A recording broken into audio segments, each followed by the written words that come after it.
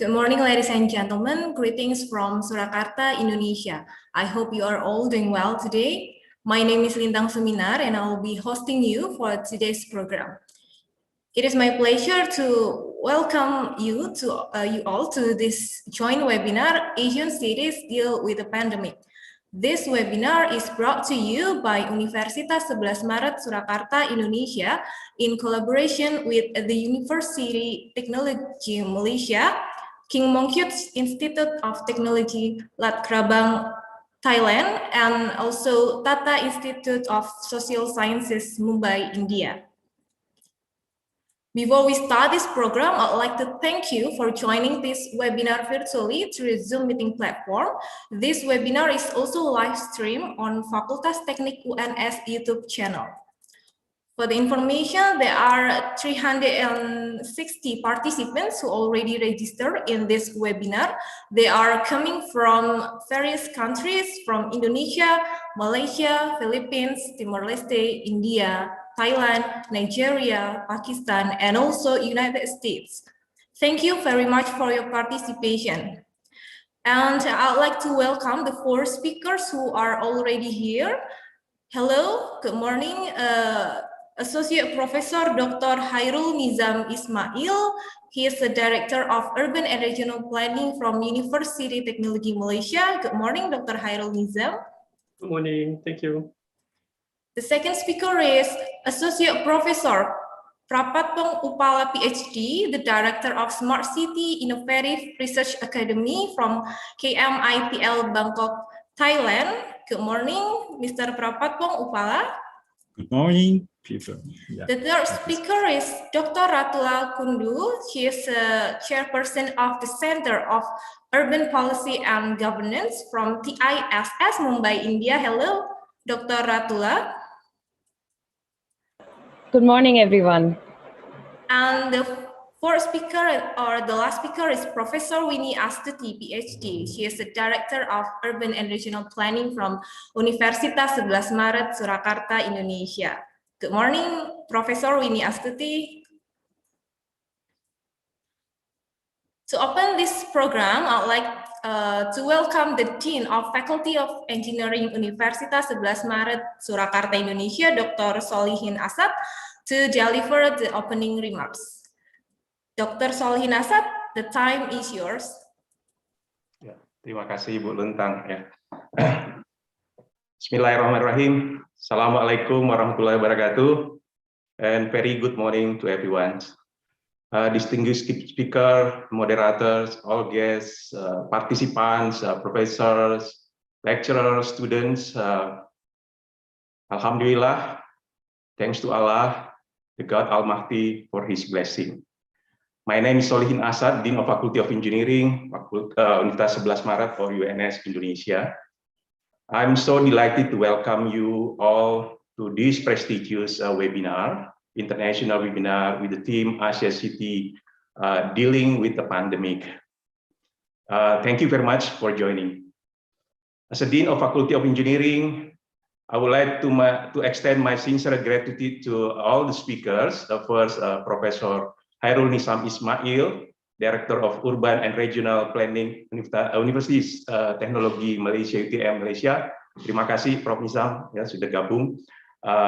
The second, Professor Prapatpong Upala, Director of Smart City Innovative Research Academy, King Mongkut Institute of Technology at Lat Krabang, or KMITL, Thailand. Thank you for joining. And the third is Dr. Ratula Kundu, Chairperson for Urban Policy and Governance, Tata Institute of Science, TIS, Mumbai, India. Thank you for struggling. I don't know what time is there. Probably it's the 6 o'clock or 5 o'clock in the morning. Yeah. Thank you very much. And the fourth, my colleague, Professor Winnie Astuti, Director of Urban and Regional Planning, Faculty of Engineering, Universitas 11 Maret, Indonesia. Terima kasih, Bu Winnie. And our moderator, Dr. Paramita Rusadi, Paramita Rahayu, Head of Regional Planning Laboratory, Urban and Regional Planning, Faculty of Engineering, 11 Maret. I would like also to extend my appreciation to all the committee, the lecturer, the students who had worked hard to make this webinar possible. Yeah, ladies and gentlemen, for more than 1 year, we experienced the COVID-19 pandemic. Yeah, it has changed our living actually. We must do physical distancing, wearing a mask, washing our hands frequently, yeah, sanitizing, working from home, studying from home, and everything. Yeah. Increasing volume of online shopping also, and so on. Yeah, there's so many. Yeah, so many. So we experience also the students living at home, far away. Yeah, for me, sometimes I have a student from Jayapura, yeah, Jayapura, but I'm in Solo. It is about 3 hours from Surakarta, yeah, and also sometimes from Medan, yeah. So we do our class in a distance learning, yeah. So this actually change our habit, our behavior.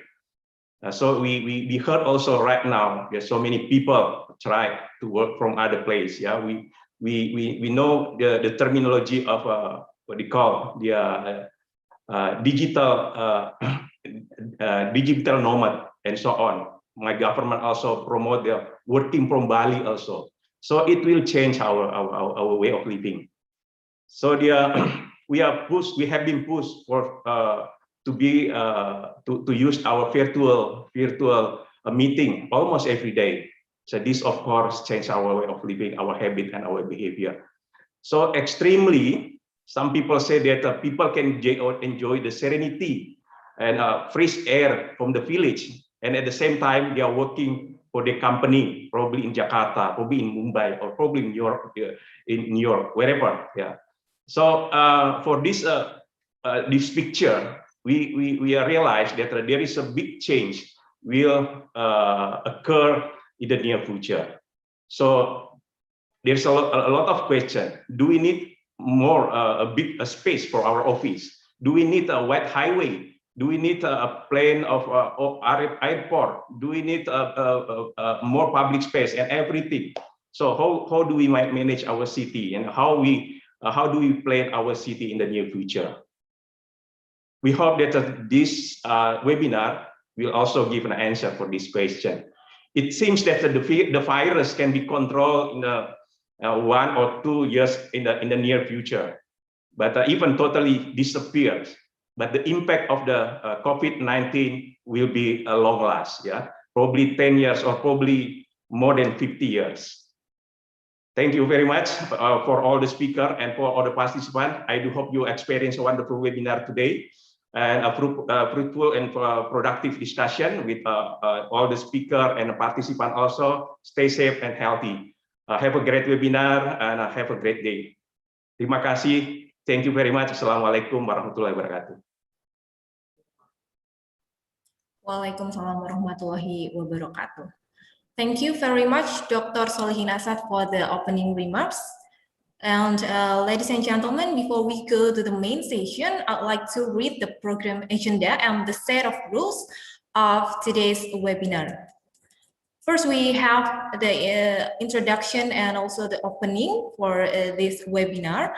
After this, we'll have the presentation session, and the presentation session will be facilitated by the moderator. And after the there will be the first speakers. The first speaker is Dr. Hairul Nizam Ismail from University Technology Malaysia. The second speaker is Dr. Prapatbong Upala from KMITL Thailand.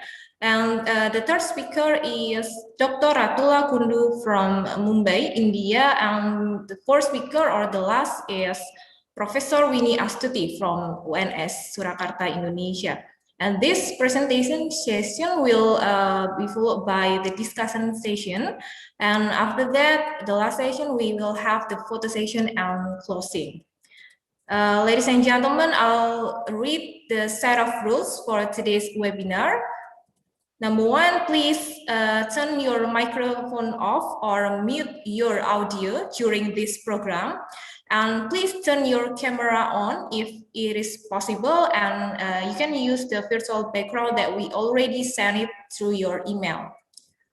Number two, fill the attendance form on the link that will be shared in the middle of the talks, and the e-certificate will be sent within a week after this event. The discussion session will be held after the four speakers completed their presentation. The participants may drop the questions on the chat box by kindly mention your name, your institution or your affiliation, the questions, and to whom the question is addressed. The moderator will pick and read the questions to the speakers. I will also suggest the participants to make a clear, simple, and if possible, a short question. Ladies and gentlemen, we will begin the main session of our webinar today. This session will be moderated by Associate Professor Dr. Paramita Rahayu. Dr. Paramita is an Associate Professor and the Head of Regional Planning Laboratory in Urban and Regional Planning Program, Faculty of Engineering, Universitas 11 Maret, Surakarta, Indonesia. Dr. Paramita got her undergraduate degree from Institut Teknologi Bandung, or ITB, the master degree from the same university, and also from University of Groningen, and the doctoral degree from University of Groningen. She is also active in publishing and conducting research, by which her focus are mainly on urban development, governance, and also urbanization. And I would like to welcome Dr. Paramita Rahayu, who is also already here. Good morning, Dr. Paramita. I hand over this platform to you. Terima kasih, Bu Lintang.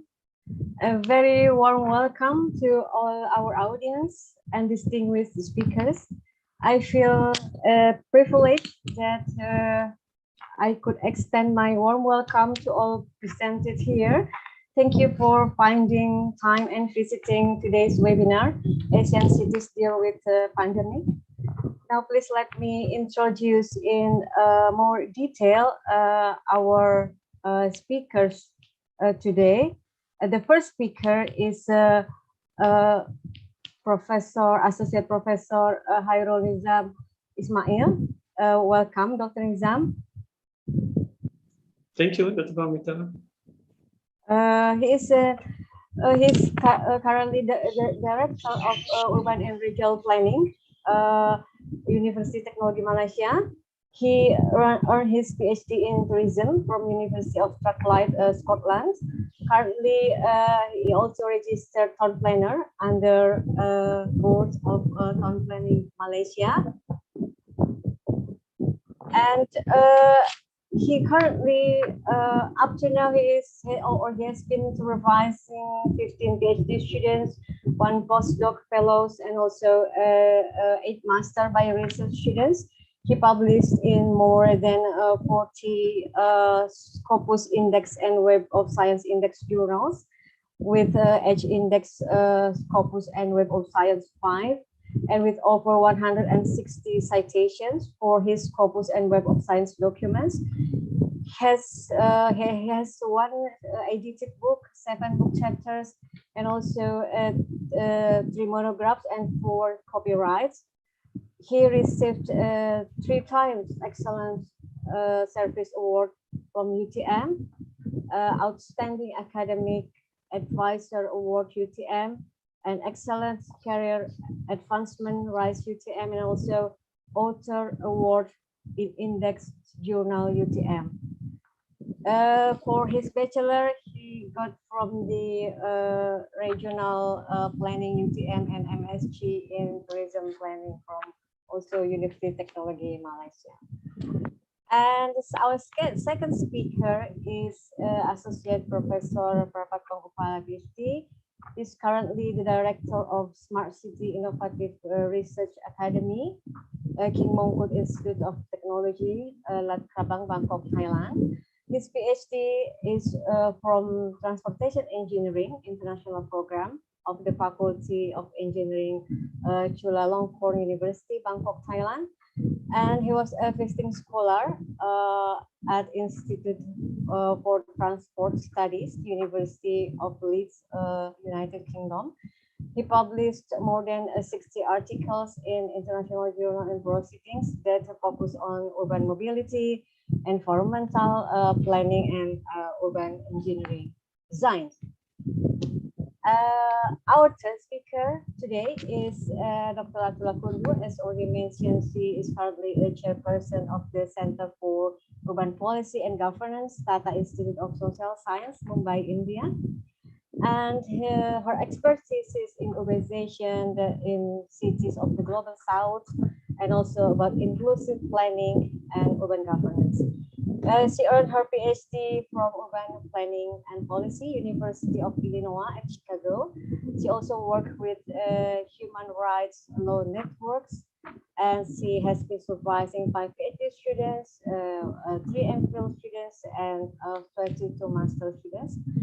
She published in, among others, Environmental and Planning Sea Journal, International Journal of Urban Sustainable Development, Review of Urban Affairs, and also her book chapter published with Routledge, University of Minnesota Press, and also Emerald Group Limited Publishing.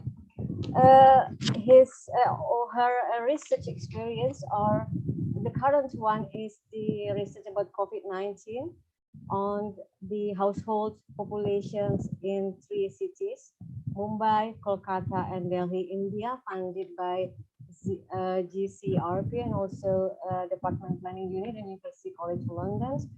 And she also do collaborative research project in the Right to the City, and also another project related to engineering the Mumbai suburban railway networks. She also part of the collaboration research project at the Center of Urban Policy and Governance that focusing on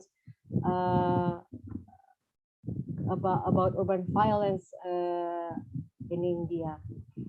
And our last speaker is Winnie, Professor Winnie Astuti. She is our head of program, Permanent Regional Training, Universitas 11 Maret.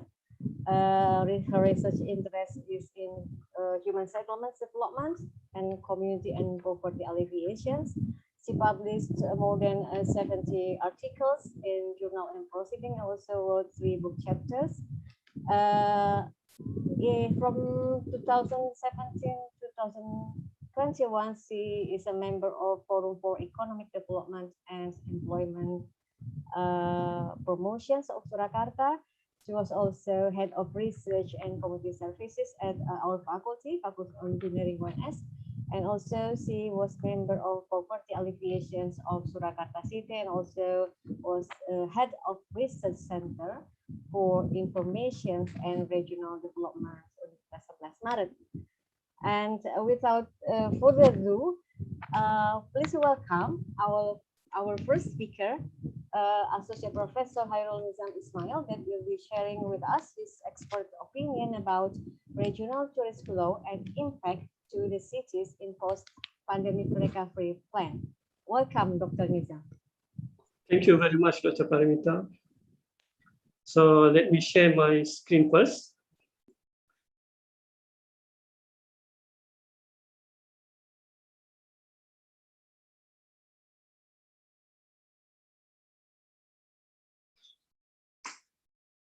So first things, I would like to say thank you very much for the invitation by Mr. 11 Maret, and of course by the deans, Dr. Sholihin. Nice to meet you again, Dr. Sholihin, and all my colleagues here, and all the audience. I think I was given about 20 minutes, right, Dr. Paramita, to presenting. Yes, correct. Okay, so basically, sorry, apologize for the slide. It's not in the first slide. Okay. Basically, the idea of this presentation is to put some perspective about what will happen to the cities. So I decided to choose tourism as the subject, tourism as the sectors in these studies. In this webinar. So basically, the idea is to see what is the influence of the regional tourists to the cities and how this impact our cities, especially in the context of the Southeast Asia. So let me begin with why suddenly tourism is very important in the cities. Okay. This presentation is not about providing a solution to what is happening in the cities, but rather than to share some fact and figures. So many people claims, especially at the government levels, that they have the solution for the pandemic and know how to recover from this pandemic. But yet the answer is uncertain. There are so many changes, especially in the context of Malaysia. We thought we already survived from pandemics 6 months after the event. This month basically remark a year the event has started, and yet suddenly we are facing it bad, and it was in the worst scenario. So basically, we are facing the same problem in terms of the spike of the cases, similar to what is happening in India. Right? So that is a serious for us, and we are closing down back, and now we are beginning back for the lockdown, a total lockdown, like what we did years ago. So in terms of this perspective, that means we have to close down all the movement to the cities, all around the country, especially from movement from the international. So when we go back to the December 2019, I think this is where the people starting to talk about the COVID-19, and then we start to lock down in March 2020. Okay, at that time we just realized that our cities are very much depend on tourism because of the idea that big cities, especially capital cities, basically at least 70% of the sector is a services sectors, if not 100%. Okay, and from this 100%, let's say from the service sector, 70% of them is from activity related to visitors, outside visitors such as tourism. So that means sectors that tourism play a very important role to the growth of the cities. So just give you some facts here that World Travel and Tourism Council identify most cities in Asia, such as Hong Kong, Macau, Dubai, Bangkok, Tokyo, Singapore, Kuala Lumpur, and Jakarta is very much depend on spending by the international visitors in order for us to grow. And in some cases, Macau, the city basically grew because of the tourism. This is the fact from Travel Weekly Asia. This is the reality. Okay, and what happened is that now we are closing our country for international movement. So what happened? Then the global pandemic COVID-19 has stopped people coming to the cities. What next? So this is the fact and risk that we have to face. What will happen then? I throw some questions here. If there is no tourist flow from internationals to our cities, or even from our countries, especially in the rural to our cities, this means there is no tourist movement or visitor movement. And then if there is no tourist flow and tourist movement, there will be no arrival, and there will be no tourism, and there will be no tourism activity. There will be no tourism sectors are running. Okay, the reality is that in June 2020, okay, UNTWO has identified that the number has plumped 93% compared to what happening compared to the international tourist arrival in 2019. 93% is very high, very high. Okay, and from Asian country and the Pacific, it's about 32% fall in the number of tourist arrival into our cities. So what will happen to our city if it was relying or depends on the tourist arrival or visitors? to generate their income. So this is, I think, a reality that we have to face. Sectors such as tourism can give a big impact to what's happening in the cities. We have to accept that many income are coming from visitors outside of the cities, because there is the people who have the money. So I do not explain what is happening in Europe. 66% decline in tourist arrival in 2020, and the American continents and Africa and Middle East at least 50%. Okay, so in this scenario, I'm afraid to say that basically it's based on this statistic that we are back to what's happening we're back into the year in 1990s that there is no tourism at all. Okay, tourism starting to emerge in the 1990s, when many of the Asian countries are taking the opportunities of tourist arrival to promote their cities. Okay, and this is become a part of how the cities has grown in Southeast Asia. You can see in this chart, we are coming back to we're coming back into the 1990s, in the era that we do not have budget aligned, in the era we do not have many activities in the cities to support visitors. So this number of plot down from, we basically we back to the 1990s. What is happening here now? And this is, if you refer to the other pandemic event in financial crisis like SARS and financial crisis in 2010, is only about 37 million and 2 million reduction of the tourist or visitor arrival. But because of the COVID, it takes about 1.1 million. It's a very significant number. So basically our country back to the era of the 1990s. This is the reality that we have to face.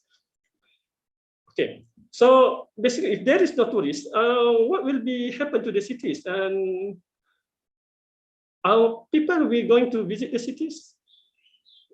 Where we can get this 1.1 billion of the people who visit the cities, who most of them are spending. So we have to somehow predict it, but we cannot predict it. Okay, and if we can predict the number of tourist arrival, can we have the similar number of the volume before the pandemic COVID-19? Because we are in the 1990s now. Can we get it back, the number that we have in the 2019s? So this is an issue that we must, think. And then people claim that we have to force and encourage domestic tourists. But if we only have a domestic tourist, is it sufficient enough to create a similar volume like what we have in the 2019? So those who are responsible in the cities have to talk about this. We have a serious problem in getting the number of people doing the activities and finally generate the income to the cities. Okay, this is another fact. We already know that we are back in the 1990s in terms of the number of the tourists visiting the cities. Starting in 2020, there's a 90% part of the number of tourists who come in the cities. For in the case of the Southeast Asia country, 70% people are not in the cities, which is from the visitors. And in 2021, UNWTO expect that only 1% the number of the tourists will come into the cities. It's about to, and this is this year, 2021. And they are projecting that at least another 4 years, we can gain the number for only 41%, not even a half. So when are we going to get the full-blown of tourist movement and tourist flow to the city like we have in the 2019s?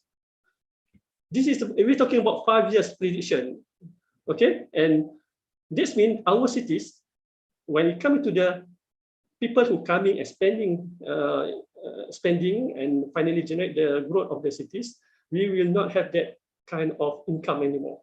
We do not have that synergy that we can get from tourism sectors. So we have to think, this is a long journey. We have another 5 years to make sure that we can gain only 41%. When we're talking about tourism vaccines, passport vaccines, what they call it, passport vaccine, right? This is the attempt of the countries such as Southeast Asia. Once you get vaccine, you can get a passport, right? We call it as a vaccine passport, and you will allow to do the travel. And this is the attempt that being done by Indonesia, especially in Bali. They thought that if you was vaccine and then you can go to Bali. The same goes with Saudi Arabia. Well, there is a pilgrimage or spiritual tourism, but still they are thinking about the procedure, the standard operational procedure, that if this can be allowed, and they are still struggling. Okay, Indonesia and Singapore not allowing pilgrimage to Saudi Arabia this year. That means 0% of the tourists from Indonesia and from Singapore. And Malaysia now are considering not to send it as well because of the strict regulation by the Saudi Arabia. This is about the pilgrimage tourism. How about people who visit our cities? I think this fact in the slide is a reality that we will not have people who visit to our cities to the full-blown like what we have in 2019, at least for the next 5 years. It's very hard for us to accept this basically because it will affect our cities' growth. Okay, when you come into the cities, when you come into the more micro context, most of the time we're talking about a central business district. When you come into tourism, most of the time we're talking about a tourism business district. So what will happen to this tourism business district? Who before this have a crowd. The crowd, people who visit the certain places in the cities, especially the central business district who run most of the tourism activities. What will happen to this tourism cluster, tourism corridor? Are they still alive? So, and when we go back to the first issue, can we get the same number of the tourists who come and do the spending like we have in the 2019s? So what will happen? Okay, the facts that we have here that if we have about 1,000 tourists, that will provide another 20 additional jobs. This is what is happening in the Europe, okay? Or 10% of tourist arrival generate will increase 0.9% of employment. That means we lost a lot of job opportunities. Not only about the spending of the tourists, but the job opportunity for those living in the cities. So what will happen to them? So this is something that we have to think. There will be a lot of problem of people unemployed, problem of unemployment, and what will happen to people who live in the cities? What they should do, and then these issues will jeopardize what I call as a 100 million job, and many of this is a micro, small, and medium-sized enterprise, and employ a high share of women who represent 50% of the tourism workforce. So we're talking about many are jobless because many services-based activities in cities are basically from tourism. And what will happen to the activities such as food and beverage, okay, in our restaurant in the cities? Are they closing? Are they not? Are they still operating? They are still operating with the same volume that they have in 2019. Demand from city population is sufficient enough to make sure that they get profit like what they did in the 2009. So this is something that we need to think. Okay, and I'm also like to share about what real-time data say about the volume of tourists in tourism business district. Okay, I give two examples: Chenang Beach and Kuta Beach, Bali. It's not a city, but it was most likely what we call as a tourist spot, tourist in tourism business district. In some cases, it's the activity that happening there is more than a small town. Okay, surprisingly, there is activities. Okay, I would like to share here, and then these people doing This is from data 4 months ago. People still doing sightseeing, people still doing eating outside, and people surprisingly still shopping. This is our nature. We need to shop. Okay, and then surprisingly, people still do nightlife. Okay, this is Langkawi. So you will see this is still happening, and the demand is there. But without having outbound tourists, regional tourists from outside of the country, can we sustain this or expand this? This is the issue. Whether the current situation basically similar to what is happening before. The same goes with places such as in Indonesia. This is an example of the Kuta Bali beach. Surprisingly, also we have so many activities happening there. Okay, but is it similar to what's happening in 2019, where we receive a lot more visitors from outside the country? So we have to monitor this to make sure the benefit and the sudden part of the tourists will not affecting much in our industry. But the reality is that it is, because if we're looking at the prediction by the UN WTO, it's take another 4 years before we can at least have half of the number of volume tourists coming from the from other countries, from outside of our country. Okay, so we have to be more focused on who can visit our country. Can we allow many activities like MICE, meeting, incentive, conventions, and exhibition? Can we allow that? Because this is the activities that need a crowd. Okay, should we thinking about another activities that allow people spending in the cities? Other than this type of tourism activities, like such as MICE or festival, people cannot attend any concert anymore. Okay, and most of the concert is happening in the city. I don't think if we still have Michael Jackson will coming to a small village. They will coming to Kuala Lumpur definitely, right? So this is the idea that people cannot visit the cities, and there is no event or festival or concerts happening in the city. So there is no crowd. There is no people from around the country or around the regions who coming to visit the city, because we cannot do this event. So what is the market that we have to look? So this is one of the alternative that we have. Of course, we have to realize that there is a new emerging tourist typologies. We call it as a mass tourist. Even you are already get your vaccines, you still have to wear the mask. Okay, so what is mass tourist compliance activities? So the trend show that visiting friend relative is a type of market that seem more friendly to what is happening now. Okay, this is because tourists can reduce their interaction with other stay with family or friends. There are many hotels who has compound for their family to do the activities, are more accepted by many people. If you have this in the city, and then people will beginning to do the activity back in the cities. That means you have, in some cases, you need to have your own swimming pool in your room. Okay, so that you can have activities among your families, more privacy and more safe, because less interaction with others. The same goes with what we call as people now looking more quality tourism product rather than quantity.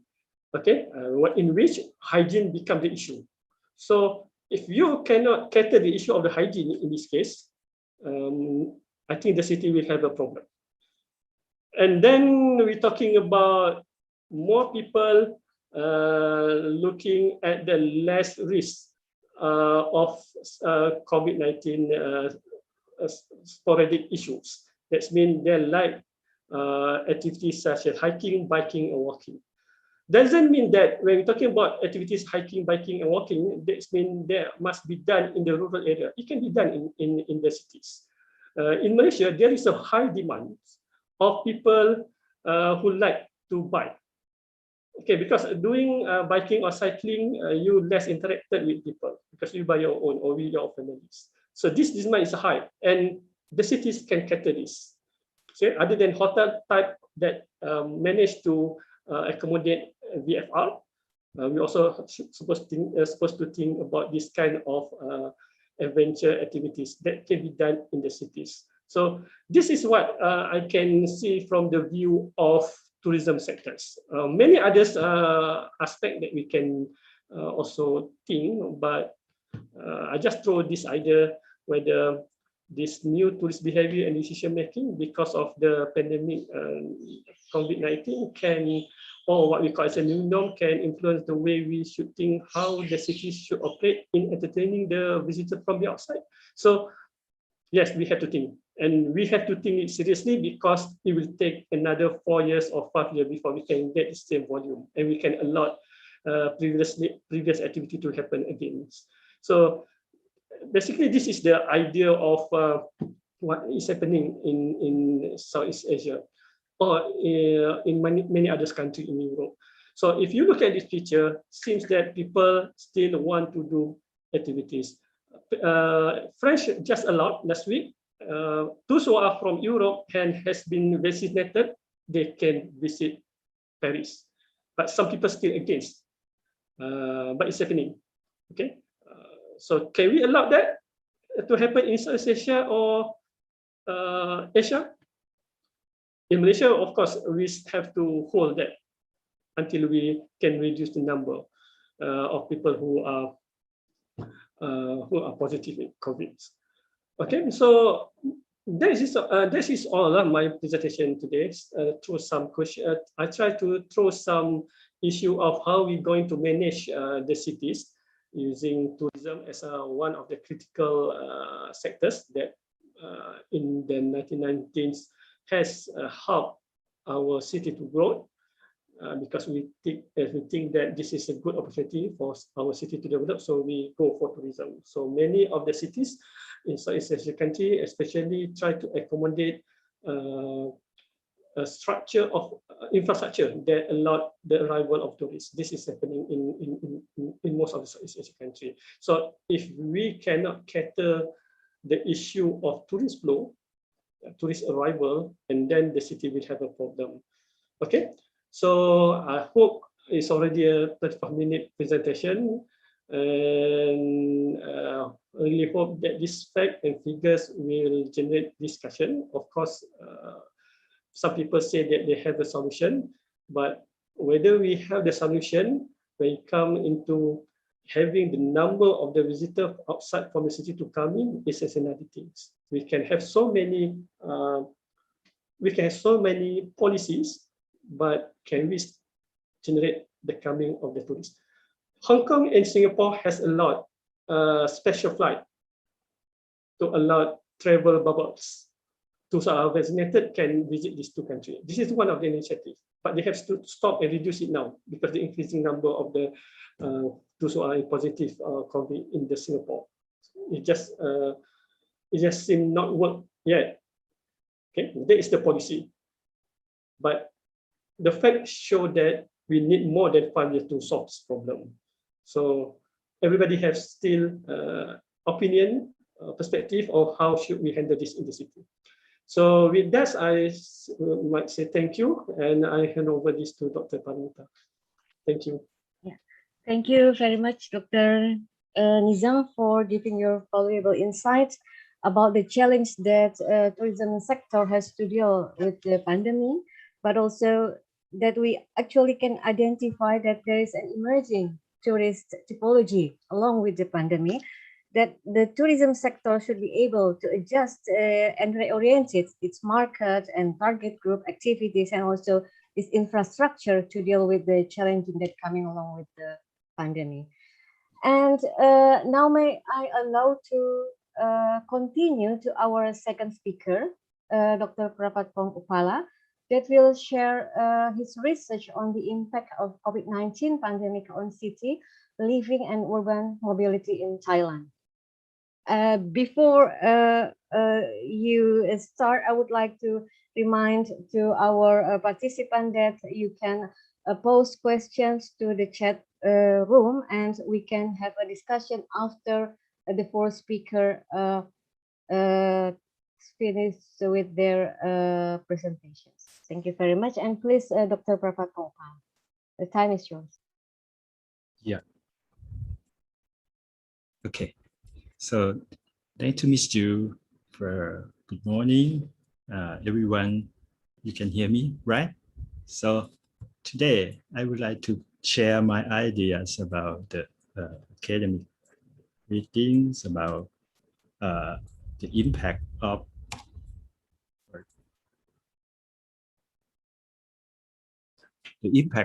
COVID-19 pandemic on the city and livings and the urban mobility in Thailand.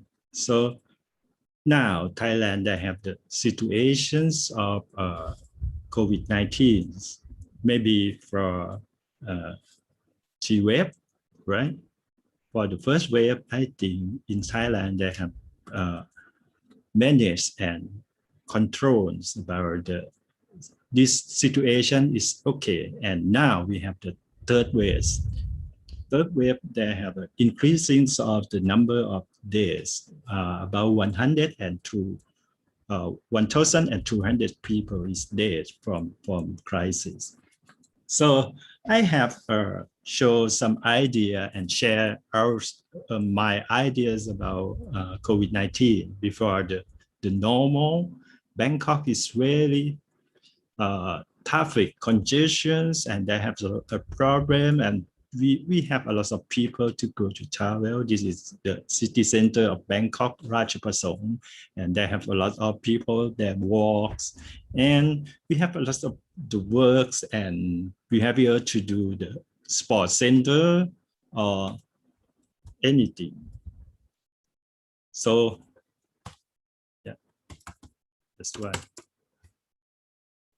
So for the famous activity in Bangkok or in Thailand, they have a lot of marathon or a lot of sport to do, and they have the graduate ceremony in KMITL, a lot of people to join together, and they have working together, and the classroom, yeah, the realistic classroom, there has a lot of people to do, enjoy, to share the idea. But for the new normal, they have the crisis of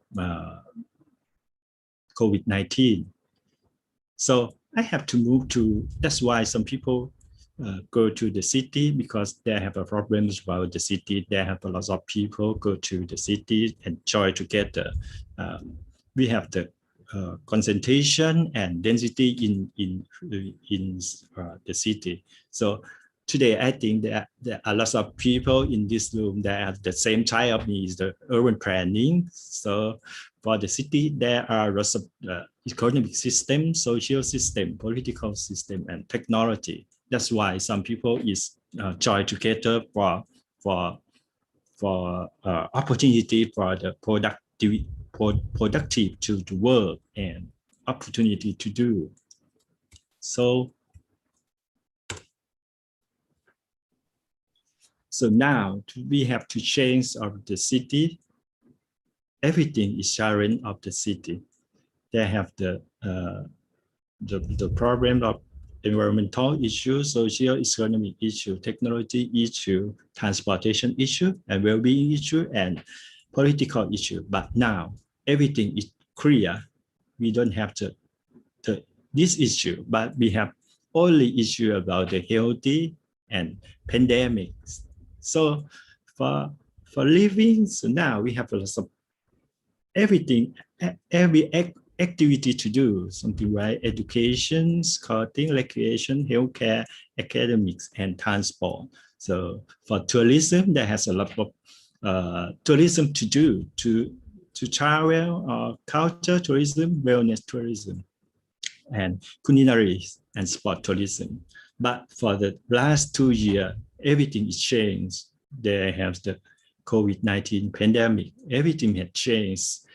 So we moved to new normal. I think before COVID, we have a lot of mobility to workplace, about 50%, and residential areas about 20%, commercial area about 20%, and 10% about recreation area. But for this new normal, a lot of people, they have a lot of work from home and stay at home like me, maybe 60%, especially in Bangkok, we have the lockdown. Everybody is stay at home. So it's good for manage for administration of COVID-19 crisis.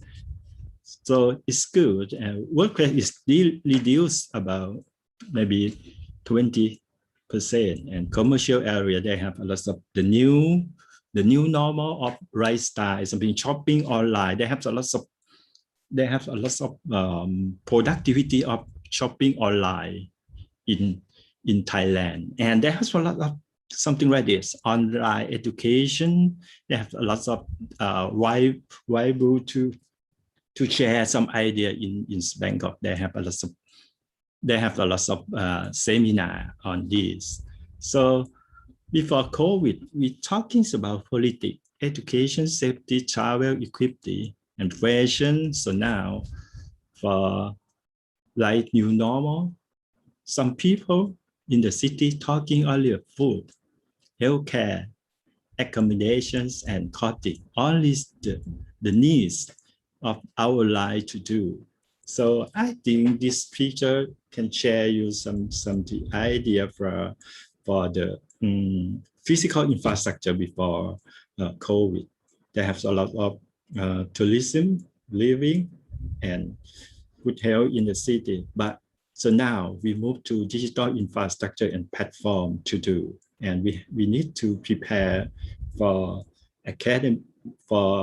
pandemics. So we don't know they have only COVID-19. So maybe they have a lot of disaster to be now in the world. So we have to change some idea, something right for tourism. They have the new digital infrastructure platform, something right, national activity, visual reality, digital museum, and low density tourism. So now I think it will change. For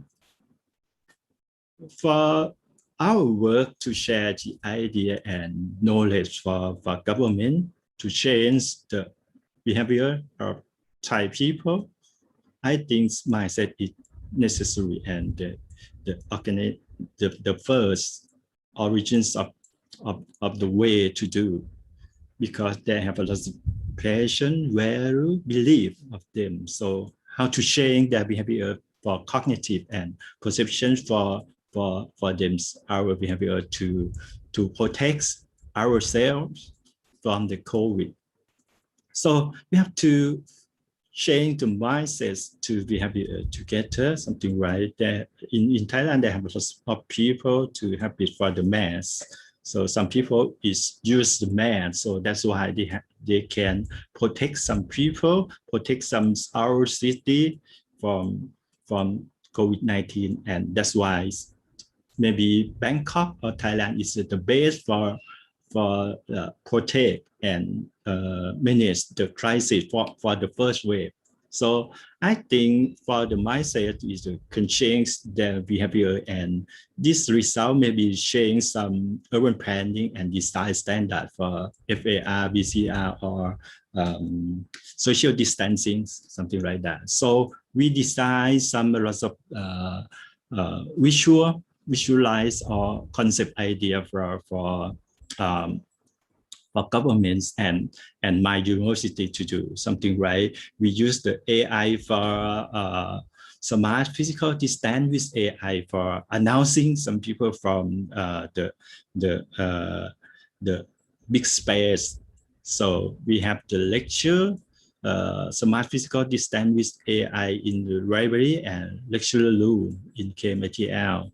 So we have applied the AI in social distance to announcing with the map transit system and tagging for running tag and physical distancing. We can reduce people for low density in the space.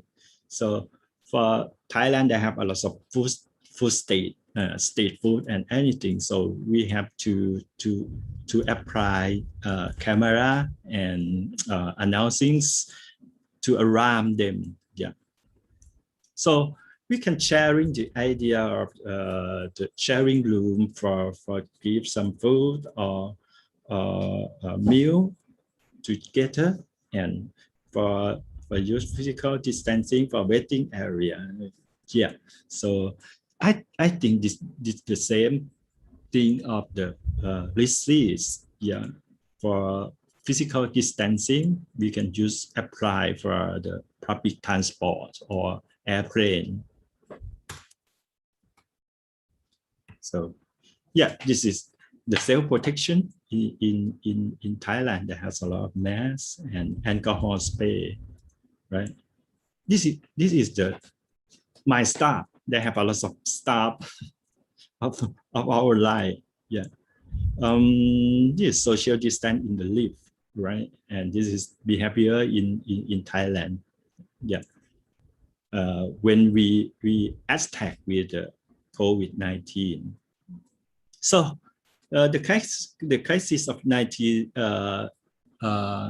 COVID-19 not only for the West, but maybe is benefit for something like this. They have the clean air quality, and we have upskill and reskill our skill, something like, yeah, me, I can cooking, dancing, drawing, photograph, printing, software and fashion, language, shopping, card game, anything. So I think for the COVID, we can list these connections, less travel, less party, less cat, less company, less fashion, less cost, less hard work, less spending, and less living with friends, but be more big data, be more happy, be more healthy, be more living with family, and we have food delivery, we have more work from home, and we have online education like this. So this is more is a balancing for the healthcare, economic, and social and political of our life. So maybe is the same of the idea of sufficient economic philosophy of King Ramanai. So that's why Thai people, they have a lot of apply this concept of our lives. So that's why we have to attack with the crisis of COVID-19. So this is the picture of the COVID-19 situation in Thailand. They have something like I show you some about the T wave. Yeah, we have the lockdowns maybe 2020.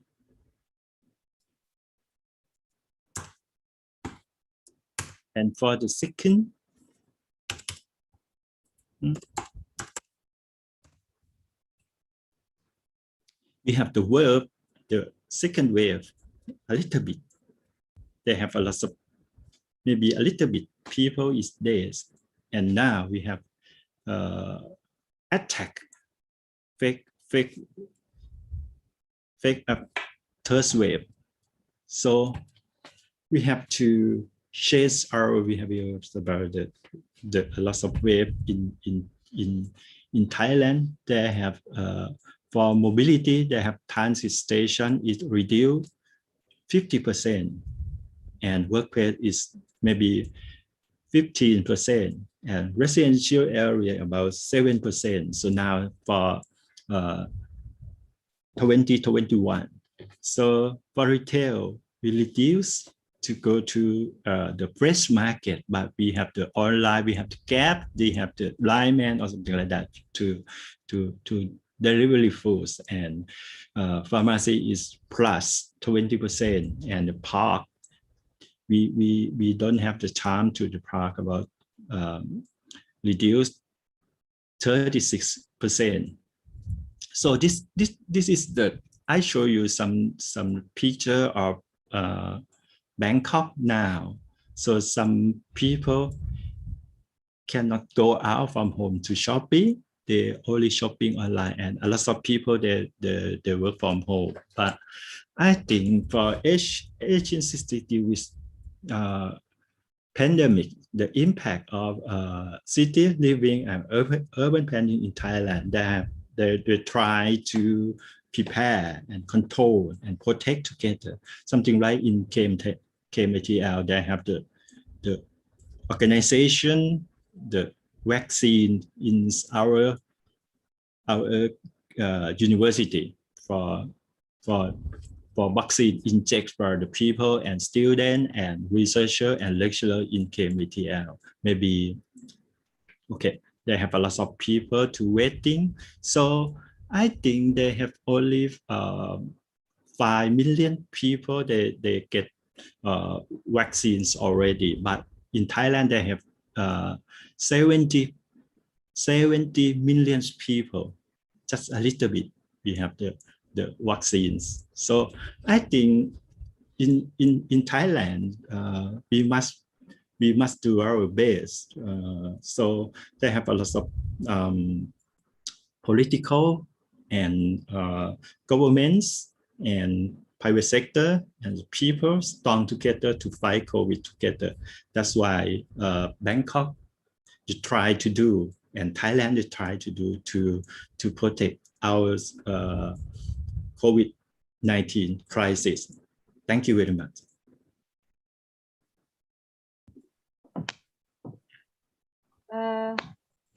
Thank you very much, Dr. Prapato Mala. It's very interesting. That's I think related to what the Dean Pak Solihin posed in the opening speech, that we need to restructure or reorientate our daily life, and your presentation informed that there's a change from physical to digital, and we need to prioritizing our development sector, and also we need to have a new perspective of tourism activities and also new lifestyle. Thank you very much. Yeah, and thank you. I would like to welcome our third speaker, Dr. Ratula Kundu.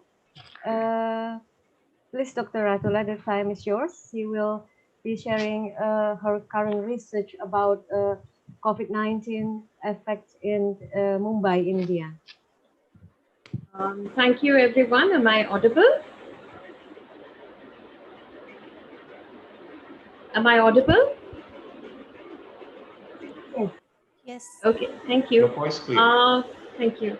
Thank you to everyone here for some really interesting presentations about, tourism, and then of course mobility, and how our lives have just changed because of one tiny virus that we cannot see.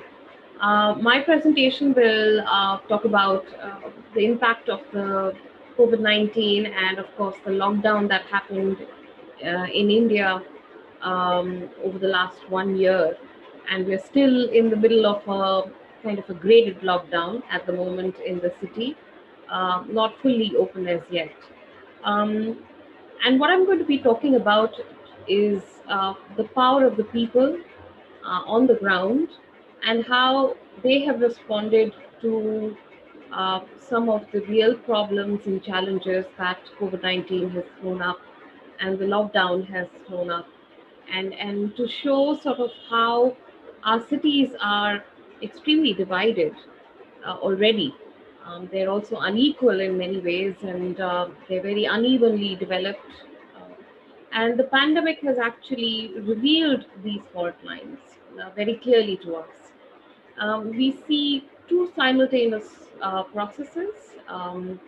If you can see, if I can talk about it, there are, on the one hand, we have distancing, we have surveillance, we have more gating, we have exclusion. But on the other hand, we also have found in the past 1 year new coalitions, new alliance building, new modes of inclusion, and of course, outreach and support. And this has come from various levels. But what we also see is that, our central government, which is the Indian government at the center, has always been at loggerheads or has been challenged by state or the regional governments. And then the regional governments usually exert a lot of pressure and determine how city governments will act. So in reality, if you look at the three-tier system, city governments in India are not that empowered. And it's not very different in the case of Mumbai, which although is the financial capital of India, and it's a fairly rich city, it's a megapolis, but even then we find how, because it is being governed currently by opposition forces, not the same government as we have at the center, we have faced a lot of tussles, a lot of issues, a lot of difficulties in decision making, and a lot of time has gone elapsed, which could have led to this loss of time, which decision making has taken up, has led to more deaths, has led to more suffering on by the people. And this is something that I'm going to focus on today. So if you look at the history of Mumbai, the one of the things that you notice immediately, it's an island city. And if you look at the western coast versus the eastern coast, you will see that most of our slums, informal settlements, are kind of located on the eastern coast. And the western coast is actually a lot more developed in terms of services, in terms of real estate, in terms of all sorts of other things. Increasingly, the kind of planning that has happened over time, historically in the city of Mumbai, has led to more and more poor people being pushed out from the center of the city to the peripheries, and particularly to the north and to the east. So all these darker red patches show you where the slum settlements are. And so our city is served by the Mumbai rail network, the suburban train network. And we have three lines: the Harbour line, which is on the east, the Central line cuts through the center, north-south, and then the Western line. And in many ways, and because the previous speaker was talking about mobility, our train carries, or used to carry, in the normal situation, almost 6 million passengers daily. In a day, so all these commuters. But now this train line is completely shut because it used to be super crowded, and there was fear of the contagion, and so now this train line is shut, which means people are not able to commute at all, especially those who need to commute. Not everybody has the luxury of working from home, and that's also because almost 40% or 50% of the population of Mumbai lives in informal settlements, and they're extremely poor. And they do not have the luxury of living in or working from home. They do odd jobs and informal work, which means they have to step out of work, of their homes in order to do this kind of work. So one of the things that distinguishes the first wave from the second wave, we are currently hopefully at the tail end of the second wave, and it has been a disastrous second wave for India.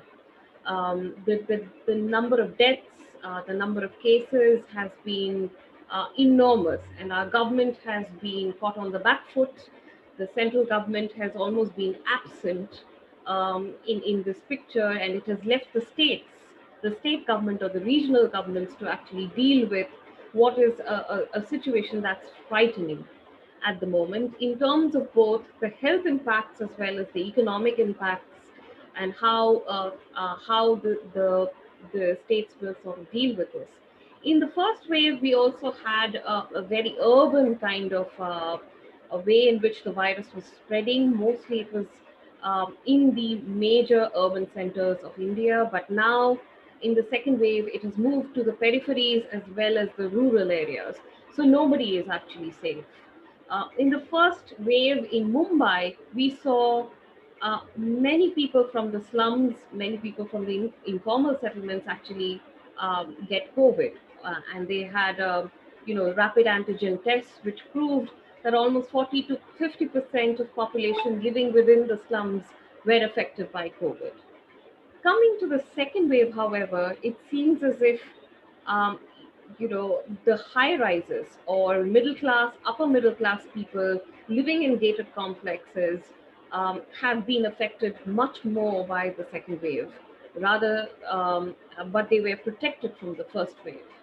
The first wave, however, had tremendous economic sort of impact on particularly migrant workers who come to bigger cities from the rural areas to work in various sectors such as construction or small jobs, small manufacturing, etc. And these people, because of the lockdown, did not have even the means to eat. They did not have any incomes. They could not go back to their homes. And they had to then be at the mercy of the police and the state governments to then walk back home almost till, the trains were started. In the second wave, however, the movement of migrants was kept open, so they anticipated some of the issues that might arise with the second wave. So they left the city much in advance of it becoming really, really bad. So in the second wave, what happened is you had middle and upper classes who started to suffer from extreme health issues, lack of oxygen, and the urban poor started to be affected because their incomes were affected, because the city was in a complete shutdown mode and there was no way they could earn their living in this manner. In the first wave, we had communities starting community kitchens, starting ration distribution, dry ration, dry fruit, food grains, and also cash distribution by concerned citizens to these migrant workers so that they could tide over that crisis. However, in the second wave, a lot of the middle class and upper middle class people got worried because the health impact of this and the cost of hospitalization, the cost of the disease itself, and trying to deal with the disease left most of the citizens in a bind. They couldn't afford the extra money to give away for charity, which means that the poor have actually been left absolutely on their own, and they're dealing with the crisis very much on their own without any sort of support from the city or the state government or the central government. The vaccine, as it has come, is very, very centralized, with the central government controlling access to the vaccine. And it was after the number of deaths really, really shot up to almost 90,000, 2 million a day, that, or 20 lakh a day, that the government was forced to ask the states to take up the vaccine and privatize the vaccine. So we are one of those countries where vaccines are not really for free, but we have to, access it via private players. And vaccines are also in extremely short supply, which means that the poor, again, become the unequal distribution of vaccine and the privatization of the vaccine also means that the urban poor do not have that kind of access to the vaccine anymore. Just to give you a sense of how Mumbai as a city combated COVID-19, and Mumbai was kind of hit very badly, both by the first wave and by the second wave in terms of the sheer numbers of cases that we saw. There are two things, one in the first wave and one in the second wave, that stood out in terms of a more localized response to what happened at the level of the city. And this is not a response that you see in the other cities of India. And it kind of stood out so much that it has now become a very talked about model. In the first one, we have the Dharavi model. Now, Dharavi is one of the most densest informal settlements within Mumbai. And what happened was, people, when the first wave hit and slums were getting affected by COVID-19, the worry was that, this large informal settlement would become kind of a hotbed of COVID-19, and the pandemic would spread via this particular settlement. And so it was essential to sort of curtail the spread within this kind of very densely built up slum settlement. And what they did is they called it Chase the Virus, where they tested, they traced, and they isolated people with even mild symptoms. And they took them away to designated quarantine facilities. And it was the city government that took charge of this rather large exercise of doing this kind of chasing the virus. And in order to control the spread in the slum cluster, and also the focus was on concentrating on sanitation and relief efforts within the slum. And they did door-to-door fever camps. They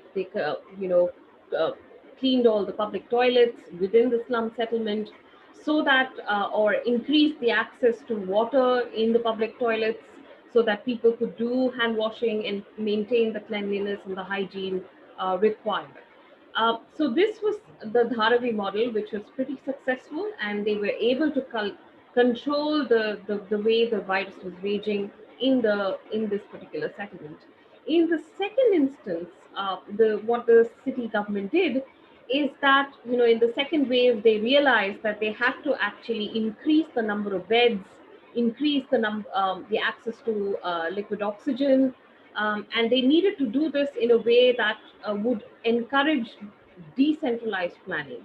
So because our city is so big, it cannot be managed by one person alone. So they had to sort of set up what they call the war rooms. So we have the city is divided into 24 administrative units, and 24 war rooms were set up, which was manned by doctors and other kinds of planners and specialists, municipal officers and engineers. And this was linked to the healthcare system and the hospitals that was there, both private, public hospitals, as well as jumbo facilities, the temporary kind of hospitals that had been set up in stadiums, in school buildings, in kind of open spaces, public spaces, to increase the number of beds. And so this has helped the city to cope with the increasing number of cases. And we did not see the kind of picture you may have seen in the case of Delhi, where people were waiting in the parking lot for outside the hospital and dying in the parking lot because they could not access oxygen on time, and even dying in the hospitals because the hospitals ran out of oxygen.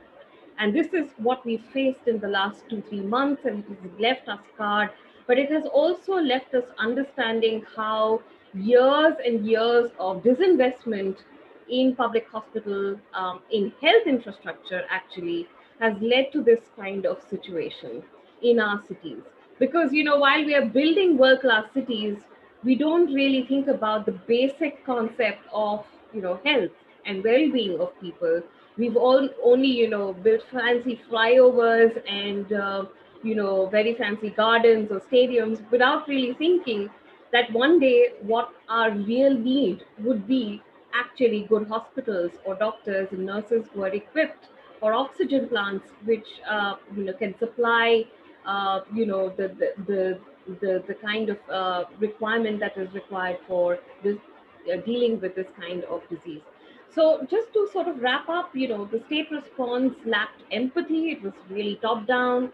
It was uneven. It focused on the rich rather than the poor. And it led to a massive economic distress within the urban poor. And even in Mumbai, we saw this happening, slums which do not have access to water or sanitation, were also places which did not have access to good hospitals, or, they were taken to quarantine centers which were substandard. And also we saw how the poor and the homeless in the city were criminalized. The police treated them as if they were spreading the disease. And so they got no relief from really the state.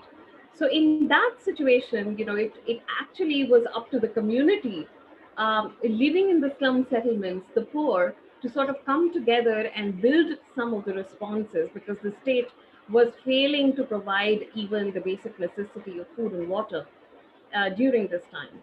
So on the left, you find a community kitchen set up by the poor people within the slum with very basic implements. They gathered together the money, they sourced together the money and the space, and they built all these community kitchens, very temporary, but it led to feeding of the people who had no access to money during the first wave to even get basic necessity as food and rice, and they lacked rice or access to vegetables, etc. The community also did self-surveillance. Here you can see these drums set up, and they wanted to sort of, monitor the movement of people in and out of their slums. In the second wave, we find community groups coming together to actually pull together these oxygen concentrators as well as oxygen things, which ideally should be a state function, but community groups got into this via means of WhatsApp, via means of the internet. They came together, different groups came together to provide oxygen to people who really needed it. And they continue to also disperse. And Mumbai was also hit by a cyclone in the middle of all of this just a month back, which took away the very temporary shelters of the urban poor. And here you see, clothing and plastic sheets being distributed by NGOs and civil society organizations to poor people. Again, we see that the state government is absolutely absent in all of this. So the community response has been filling in the gaps, food security, shelter and infrastructure related, networking and communications. They've also done a lot of research and reporting, as well as advocacy with the local and state government to push the local and state government to help the poor and to, to highlight the kind of areas which have been left or the kind of groups, the social groups, which have been left out of the relief mandate of the state. But this comes at a political price. We see that this, there is obviously political patronage that's linked to when community groups inside of slums want to help out. So political parties, will distribute masks or will distribute even vaccines with their photos on them, or will create temporary hospitals or hospital beds within slum settlements so that poor people can access them with the parties, the political parties picture right there. So, it becomes another way of, political patronage. And that, of course, in all of this, when it's a question of life and death, I think it's the urban poor who pay the, the most steep price in cities like Mumbai, which are historically unequal and have historically seen these kinds of social, spatial inequalities that have been there. But it has also, kept open the fact that the way in which the NGOs, the civil society organization, corporate social responsibility, as well as, absolutely ordinary citizens have come together to push the local government as well as the state government, it gives us hope that, there is possibly a way in which this kind of citizens movement, citizens empowerment will help to develop much more participatory and grounded action plans in the future if such disasters were to arrive again. So in this, we see that, these kinds of alliance building, this kind of positive kind of grouping together of, different groups of citizens, giving a more dignified response to the problem of the urban poor living in the streets of Mumbai or in the slums of Mumbai. This is something that we can sort of hope to sort of cultivate going into the future. So with that, I end my presentation. Thank you. Thank you very much, Dr. Surakarta. Yeah, your presentation again emphasized that we have to reprioritizing our development sectors. And for Indian case, you said that the decentralized planning model might work better at the municipal level to manage their like healthcare provisions, water for hand washing, and also controlling spread. And also the role of community is very, very important during this pandemic to work together in dealing with the uneven response from the state in India. Thank you very much. And I would like now to welcome Winnie, Professor Winnie Astuti, to give the presentation. Please, Winnie. My voice. Yes, very clear. Yes, thank you. Okay.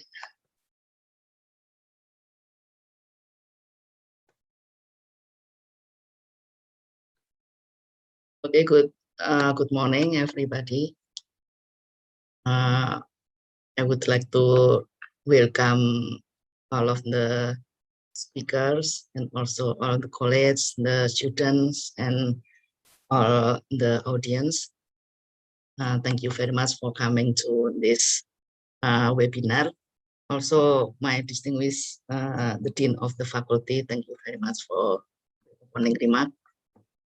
Okay, I would like to present, actually this is in the middle of my research, adaptive local economic development in resilience kampung tourism in the era of the pandemic COVID. So it is, I think the tourism, we are all agreeing that the tourism is mostly affected by the pandemic COVID. Also, Prof. Nijam also stated that in Malaysia, the tourism has also has the great impact on the tourism, also maybe from Thailand as well. Okay, this is the conditions of pandemic COVID in Indonesia. Actually, recently it has been, the condition is it has been reduced, it has been low, but it is still fluctuated. But because we have lots of like social activity which cannot be stopped, it cannot be reduced. Lots of people has the like so it's, and the mobility is still very high. So maybe it is the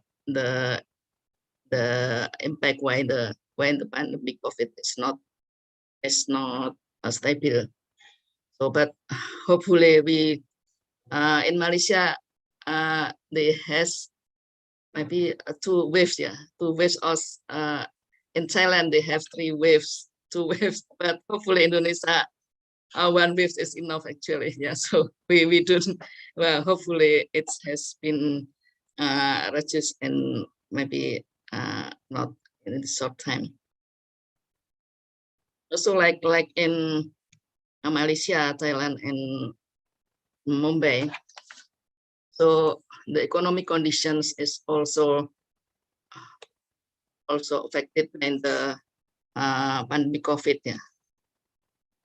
Especially in 2020, yeah, the economic growth is in the negative position. There are minus 2.1%, but maybe it has been predicted to be 4.5% in 2021 and 5% in for next year. But we still wait for that. We still have a big hope to increase the economic conditions. And you know that the sector which has been greatly impact is industrial, and also tourism and economic has been the sector which has the great impact in the pandemic COVID. Also, as well transportation, because lots of people has to limit the mobility. Also hotels is greatly impacted by the COVID-19. And of course, the trading, construction, and manufacturing. I think most sectors has been impacted by the pandemic COVID-19 during maybe these 2 years. How about the existence of the local economic development. Yeah.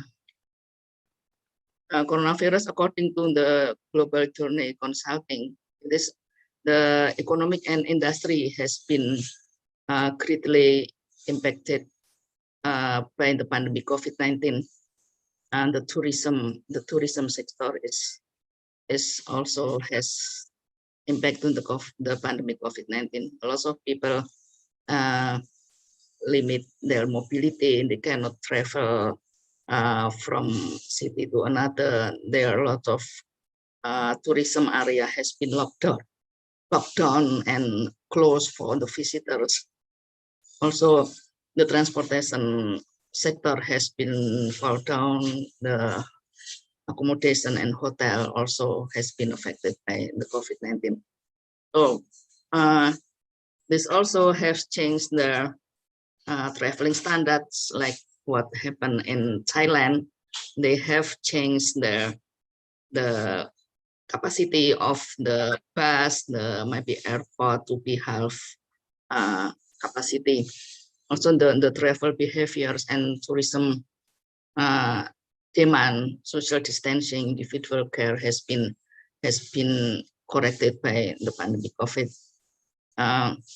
Also, my research is actually in the micro levels of community. We have conducted the research in some kampung tourism in Surakarta, which called the Jayangan Kampung Permata. So coronavirus crisis has also has impact on the sustainability of the local economic development. Yeah, this is like a creative economy, like a fashion, jewels, and also culinary. It has the direct impact on the income earning of the community, also in the grassroots level. Yeah, because most of people maybe in Surakarta, they have they depends a lot on the tourism sector and the cultural, because we don't have any natural resources for the tourism. We also have the cultural and also maybe the culinary and the creative industry as the main potential of the tourism in Surakarta, Indonesia. So according to the Ministry of Tourism and Creative Industry, there are about 44,295 art and creative workers have been impacted to the pandemic COVID. So it is in 2020. It is a very big numbers actually. So how about the resilient cities? Actually, the resilient city is firstly used in terms of the climate change and the disaster. Yeah, so the people in the disaster and in the climate change has to be resilient, have to have adaptation to climate change, adaptation to the disaster. But right now, the resilience is also been the concept to deal with the stressor, like a pandemic is the stressor which impact to the city all over the world. So the terms of resilience actually refers to the ability to absorb, adapt, and respond to the change in the urban system. So this also related to the sustainability, governance, economic development, and also smart city. So it is closely related to these kinds of issue of sustainability, economic development, and smart city. It is true that pandemic COVID has great impacts of almost all the sectors. Yeah, almost all the sectors of development has been impacted to the COVID-19, from economy, politics, health, industry, tourism, recreation, anything is education.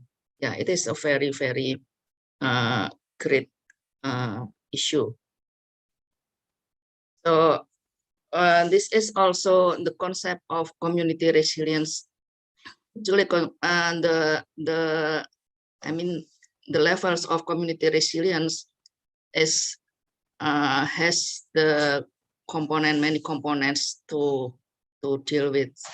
And the first one is institutional dimension, where how the government deal with the pandemic, how the mechanism of top-down and bottom-up approach and regulate and manage the interactions of many agents is very important. Also, how the government can collaborate on the agent and actors and deal with the pandemic.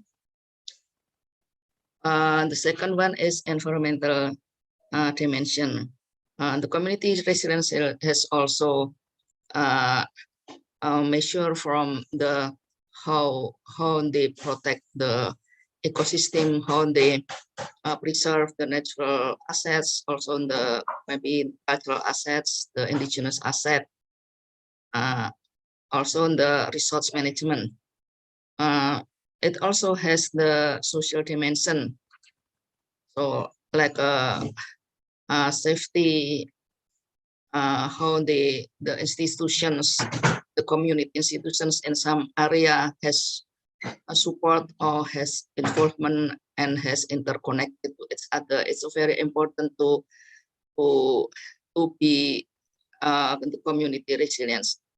According to economic dimension, this is related to how the community can stabilize their income in these conditions of COVID-19. And they have the security, they have the stability, and they have another economic activity rather than just one economic activity. This is important because they can have the secure economic conditions in any condition. The last one is the built environment and infrastructure dimension. So it means that how the land use and urban design can facilitate the accessibility to basic needs and infrastructure. They have also access to public space, communal facilities. Also, maybe the land use planning can affect how they interact to each other in conducting their activity, because it is important. We have like a social distancing, and also maybe some restriction, space restriction. So it has to be the dimension of built environment in this era of pandemic. So the important things in the planning in the era of pandemic is how the planning city has to adapt the situation of the stressors. So pandemic COVID, we call it the stressors of the city. How to build the capacity of resilience, and how the community able to absorb, adapt, and respond to the change in the urban system. And also due to the like what we have today, the online seminar. So the city has also to transform to the smart city using the digital technology, information, and also marketing system. We also have to build the spatial resilience and community resilience. So the planning is like a more complex system approach in this era of pandemic, collaborative, rationally, also network of all the architecture, inclusiveness, provisioning, and etc. So this is the concept of resilient city actually. So how community has to be adapt to the stressor. So it is how the community has to have the resilience to their economic.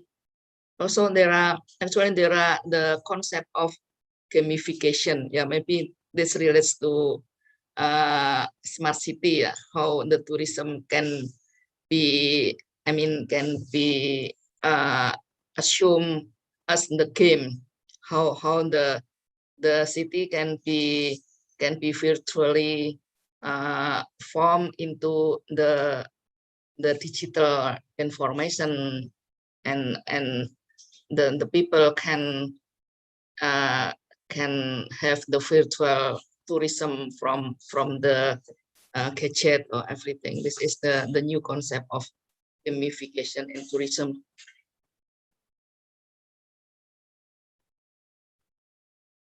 Okay, so actually this is the case study area of our research, Deng and Kampung Permata. So this is the one of the about 31 cluster of creative industry in Surakarta. Yeah, so it is located in the middle of the city in Gatot Subroto, Street. Also, it is originally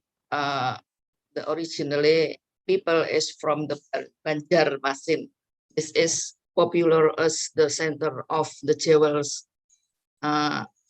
Also, the jewels industry. So, and the first visitors has been built the mosque, Darussalam Mosque, in maybe 1740, in 1910. So it has become the center of the community activities, the traditional activities, also the religion activities in this area. So the main economic activities in is jewels industry and jewels trader. So this is the conditions of land use in Jayangan Kampung Permata. So most of the people is indigenous people in Banjarnes. Yeah. So this is the location of jewels industry. Actually, it is clustered in one location here. Right now, there are about 26 jewels trader and workers, and also some of the traders have the showroom for trading their product. So, according to the interview survey, the onset of the jewel has been reduced very much, about 30%. So it has the big impact on the economic activity and economic conditions of the people.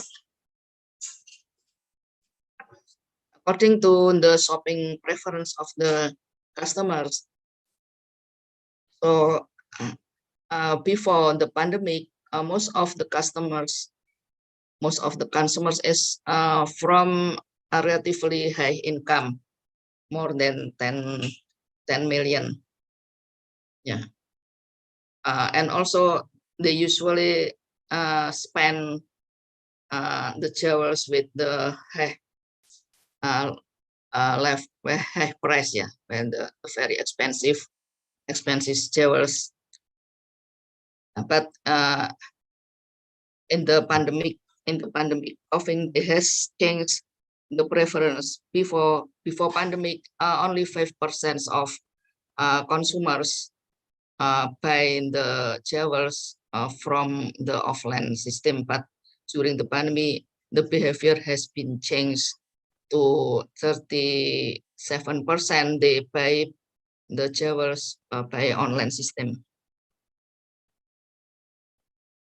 So according to community resilience, so actually this is according to dimension of institutions, the impact of the pandemic is very high. Impact of the pandemic is very high. Also, the leadership of the community is relatively low. Also, and also and the levels of connectedness of the people is high, and they have a plot of the local potency. It is very good because they have already, I mean, the keep the heritage. They have also have the connectedness from other ethnies in TKP. That they have 3 ethnic community, Javanas, Panjanas, and Chinas. So it has been the great potency of the multicultural planning system in this area. Yeah, according to the economic dimension, they have the low resilience because the economic activity is decreased, and also the how they don't have the enough capacity in the information technology. So some of them has utilizing the IT during pandemic, but most of them has the very low capacity building is very low. So this is the reasons why we also the government effort. They already have the government efforts in deal with the pandemic, but still still not integrated yet. They don't have like a maybe city movement to deal with the pandemic in the Surakarta, but the policy is still partial and also doesn't integrate it into its other in the government effort. So actually the effort can be categorized into four category. Is technology, how the government also create the virtual event like a tourism event, also batik carnival event, also maybe music event. In terms of community, the government also has some effort to enhance the community empowerment, creativity, and innovation. Also, they have like a social safety net to help the people escape from the pandemic COVID.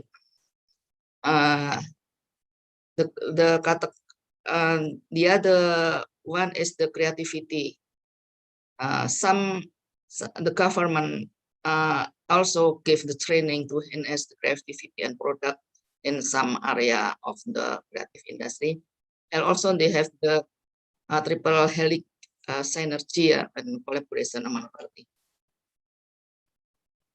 So how to be adaptive? Actually, there are 3 maybe the point I suggested here. That the first one, empowering the community and also increasing the digital literacy, and also the building the capacity of the kampung of the city for resilience.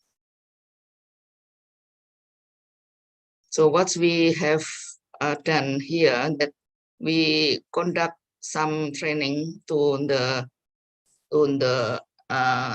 community and also to the Jawa trader and for the forum of Jayangan Kampung Permata, because it has changed the preference of the consumer from the high levels of Jawa to the middle or low level. So we have a training for diversification of product. So hopefully we can have more levels of customer coming to the kampung. Also, we give the training to the community for the information and technology literacy, how to make the maybe marketplace to the online system. Also how the community access to the government and how they make collaboration maybe between one kampung, creative kampung tourism to another creative kampung tourism. So they can have the collaboration to each other. For the kampung resilience kampung tourism, we also like to increase the readiness and capacity of kampung in the era of COVID. So the virtual market and the kampung tourism is very important. We try to develop some website and also YouTube to publish the kampung and maybe invite the tourism to online or maybe offline collaboration and networking with government and advertisers.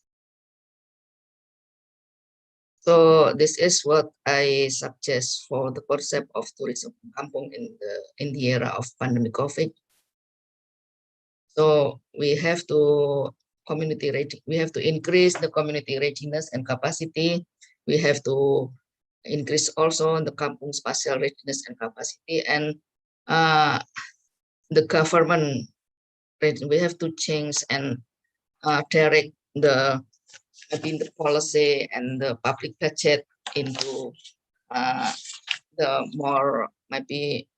more strategic solution in supporting the tourism kampung in the era of pandemic. So how to integrate to have the kampung more integrated, resilient, smart, creative, and healthy environment.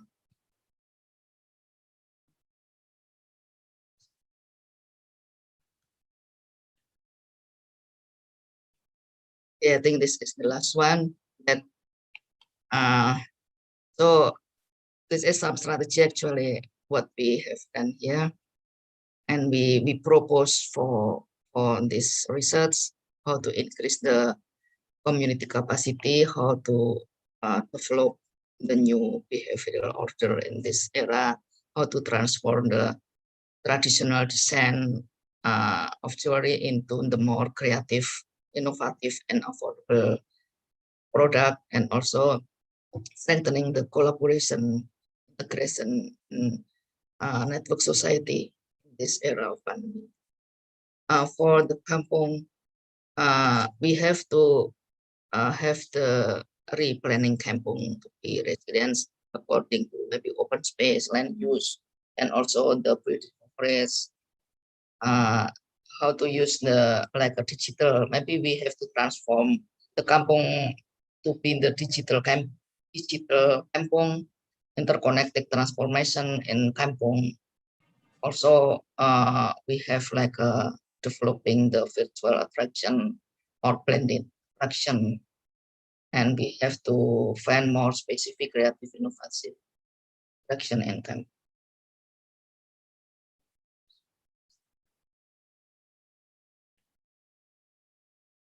Yeah, I think that's all what I can deliver and present this paper. Thank you very much. Assalamualaikum warahmatullahi wabarakatuh.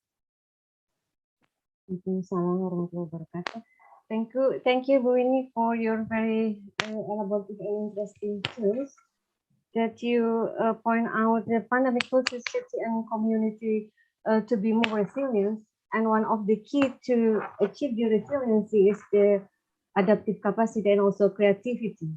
And for the small and business enterprise to be able to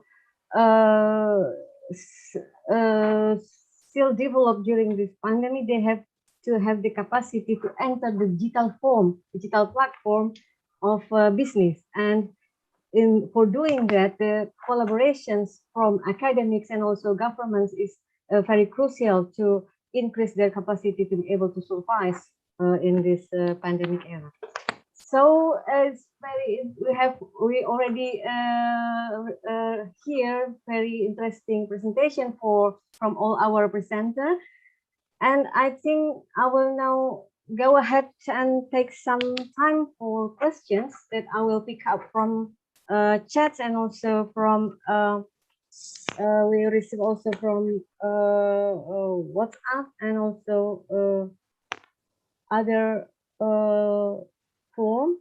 So I think I will start with the first questions to Dr. Hairul Nizam. Dr. Nizam, you have first question is about how do you see cities in Malaysia in order to bring glory back after this pandemic? Maybe I will read 4 questions, one each for every presenter. now. So first question is to Dr. Nizam. How do you see cities in Malaysia in order to bring glory back after the pandemic? And the questions for Dr. Prapatpong Upala is how do you see the implementation of smart city tools towards cities in Thailand? Does it more helpful or vice versa? Well, question for Dr. Ratula is related to wait.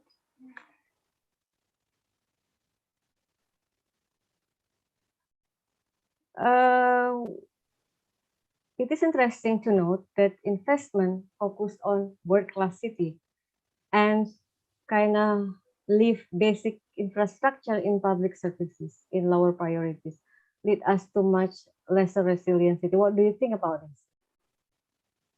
And for Bu Winnie, we have questions about collaborative capacity. Can we rely upon collaborative tourism development approach to recover decline tourism activities in our cities? Maybe we can start with Dr. Nizam. Thank you, Dr. Paramita. To answer Sakura questions, I rather say that there is no definite ways of methods that we can do to bring back the city glories. In my presentation, I would say in the context of having the same value of the tourists or visitors. What we need to do now, that we should not rush into a policy and any decision that not considering what has changed in terms of the visitors or tourist behavior. Because the consumption and their preference are now changing from the previous typologies.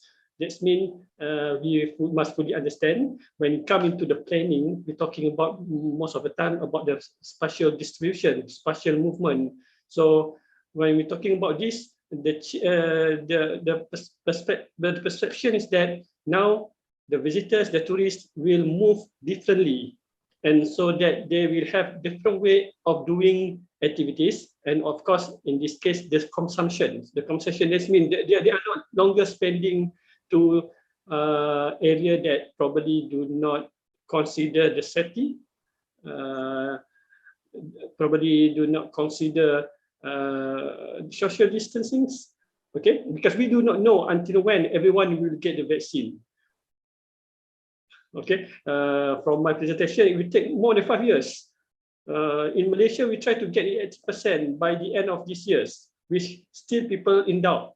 It can be happening. What about what is happening in Jakarta, Indonesia, or even in India? Okay, so there is the definite. So I will always question, even in my country, I will question why suddenly we have national tourism policies launched in 2020 in the middle of COVID-19. So what is the methodology has been used? We must fully understand what has been changed in terms of the visitors and tourists behavior before we can finally decide how we should handle it. So to Sakura, there is no conventional ways or conventional method to bring back the cities into the former glory. So you call it as to get the numbers of the tourists, but rather than to be carefully understand how people will spend when they visit the cities. Because as has been said by many of our panel here, that probably that the one that we cannot always overlook is that people do have problem when they are unemployed, and that costs their sufficient income to do the visit and spending more restricted compared to the previous one. Tourism activities, visitors are very much on sufficient income. So you have to solve this first. Okay, so I will suggest to Sakura that when it comes into the Malaysian cities, we must be fully aware in terms of the planning, the tourist flow, how the people will behave, and what is their expectation compared to the previous typology, the way they're thinking before. Okay, so not in rush, but we have to carefully talk about this. Thank you, Dr. Parmita. Thank you, Dr. Nizam. And Dr. Prapapan Upala, I will read again the question for you. How do you see the implementation of smart city tools towards cities in Thailand? Does it more helpful or vice versa for the pandemic? Okay, thank you very much for participants for lots of the questions for me. So this is a good question for how to apply smart city in Thailand. So I think for concept of smart city, they have smart city for what? For me, I think people concentric. So if we develop some smart city for problem solving for the people, something right for people concentric concept. So we can solve a lot of the problem, not develop smart city for the technology, develop technology for technology. I don't think so. If we apply some concept, maybe it's ours the same type of urban planning. So we focusing on the people. So right, something right when we apply some smart city or internet or anything for infrastructure, something right we apply in the COVID, something when we have the problems about the crisis in Thailand, they apply some CCTV, yeah, and apply for checks alarming for check density. Yeah, we can, and we have the TV monitoring for check some temperature. So it's good. And we have applied some the concept of smart city for telemedicine. They have a lot of problems in the hospital. They have a lot of cloud people. So that's why we have to separate the people from regular people and COVID-19. So we have to separate them. And we have to use some telemedicine for people to research something, right? Application for the booking for the vaccine in Thailand. They have a lot of QR code or something like that. We have to check the time and hospital. So it's very easy. So this is the benefits of smart city and IoT. We can apply this for our city. Not only you develop some AI for AI, I don't think so. I think they apply. So I think we cannot develop all city in Thailand or in Southeast Asia or in Asia is a smart city. Only one city or only one community. I think is the community is smart. A lot of city, a lot of community is smart. This is smart city. Yeah. And a lot of city is smart. This is smart country. So we move to community first. If we can develop some smart community, maybe at small size or small area for the good health, for the internet, for anything is very good and fast. I think it's important for develop smart city, and we have to join the people participation from the opinions of them about the problem and the pain point. So this is a success of smart city. So Thailand try to do. Thank you very much. Thank you. For the answer. And Dr. Ratula, for a question for you is about the investments that focus on world cities. And what do you think about it? I'd like to just agree with the previous speaker and say that what is that we actually mean by development of cities? How do we actually prioritize development in cities? And I think the current way of thinking about cities is that we are driven by a profit motive which means that we'll end up investing in infrastructure and not in people.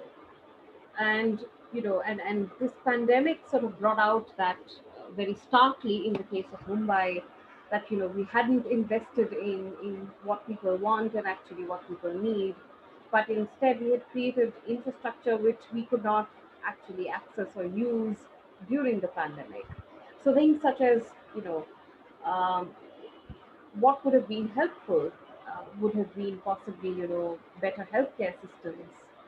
What would have been helpful would be an excellent database of where the existing hospitals are, how many beds are there, where are the existing shelter homes for homeless, what is the existing sort of water and sanitation capacities in these slums.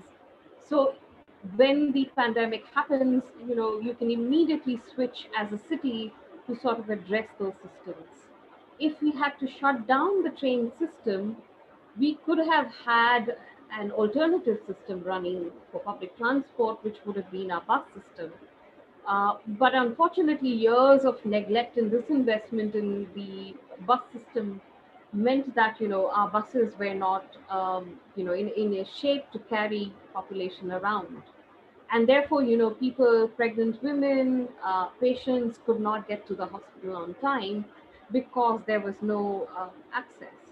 So I think in those ways, how do we bring about the development of cities, which is not only investment oriented? I think, like you said, the previous speaker said, Thailand has been trying. Well, Mumbai has been trying to become Shanghai for the last 20 years. And, and it's just in terms of a gloss. If you really dig beneath, you see that, our systems are just fragmented. We do not have good leadership skills, but we do have people willing to come forward with whatever resources they have and whatever local knowledge they have of the city to sort of, plug in the gaps. But they haven't been given the space or, a performance, a platform to participate in the designs or in the planning of the city. And their voice has been significantly erased, from the planning and the imagination of the city. And I think that's where the problem is. And it's not just planners' fault, but it's, the way in which our political economy of our cities run, in that we want our cities to become Shanghai or Singapore, or, the kind of referencing that we do of, the imagination of development is that kind of an imagination driven by glossy infrastructure, but not of participation from below. So that's my take on it. Thank you. Very interesting. The related question for you is: can we rely upon collaborative tourism to deal with it or to recover from pandemic? Okay, thank you for the questions. Actually, the pandemic COVID is the task of all of us. So we have to work together and deal with the pandemic COVID. So because the tourism is have the very great impacted by the COVID, so we have to collaborate to each other, all of the stakeholders. We have to, in terms of tourism, we have to increase the connectivity of the connectivity in terms of tourism sectors, not only in the Surakarta, but maybe in the in the regional area of Surakarta. So increasing the connectivity is very important, because like batik, we have a Surakarta batik, but also in our regional area, we also have the special batik as well. So we can bring and we can develop the connectivity of the tourism product in all the regional area of Surakarta. Also, we have to we have to work together for the stakeholders from the government, private sector, community, and also maybe from the non-government organization. In terms of in the city levels, they have to have the strong leadership and bring bring and increase and improve maybe the visitors and the tourism, have lots of effort how the tourism becoming more interesting in this era of pandemic. Also, actually in Surakarta we have the new mayor. Yeah, this is the brand. They have also have priority of the program in deal with pandemic COVID. It is good that hopefully in this program or in this priority program will bring all the stakeholders to focus their effort to deal with the pandemic.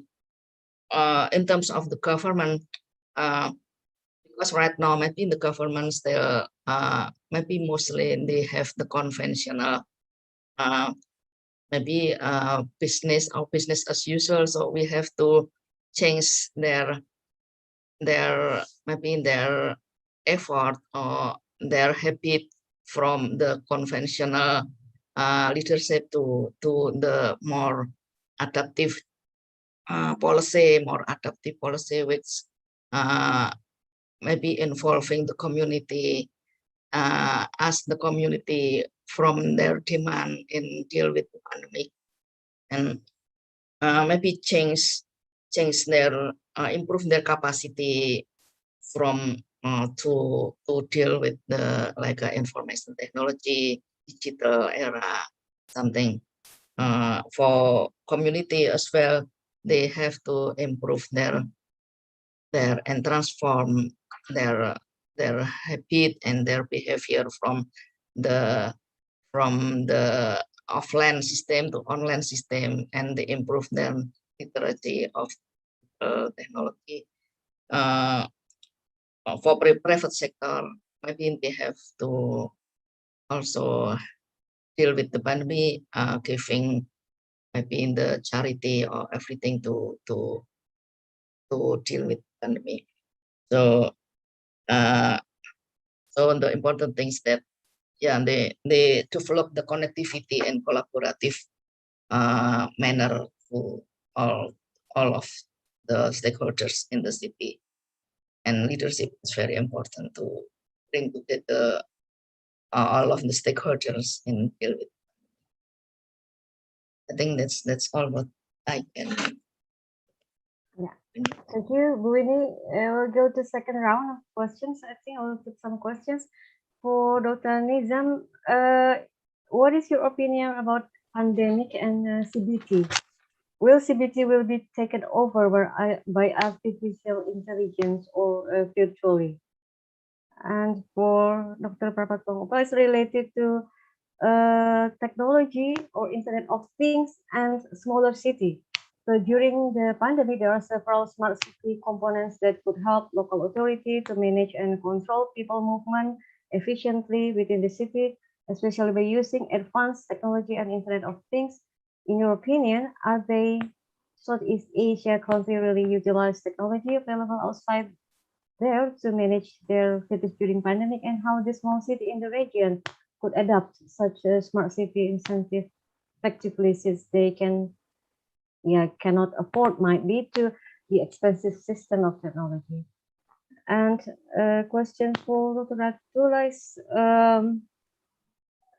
how is the cooperation between the federal government, state, local, and NGO in order to help the poor people to overcome this pandemic? Are there any incentives given by the government to the people, or like money, food, etc.? And for Bu Winnie, questions about what is your opinion about the prospect of virtual tourism programs? Were the concepts sufficient to replace the temporarily declined tourist activities in our cities? Thank you. Please, Dr. Nizam, to start. Sorry, Dr. Maurita, I'm not so sure which question I should respond. The one who, can you repeat the one related to tourism? Okay. Will CBT will be taken over by artificial intelligence or virtually?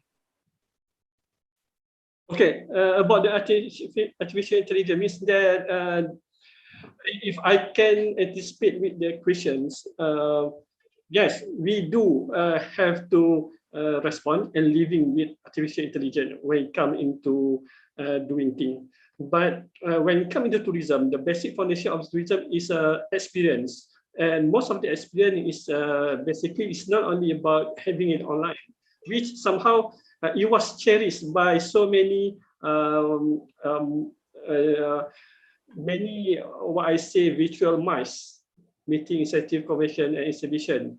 And the way we conduct some sort of, there are so many gamers. Now they have event of the gamers, which is very much depend on how good is our AI.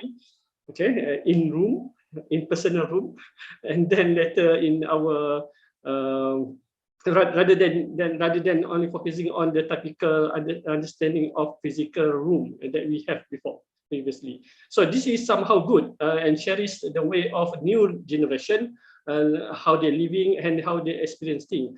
But when it comes into another type of tourism activities, even though in Malaysia there are some sort of, I will say, there are some sort of performance, traditional performance. If you want to visit Malaysia, you have to pay, and they will perform you online.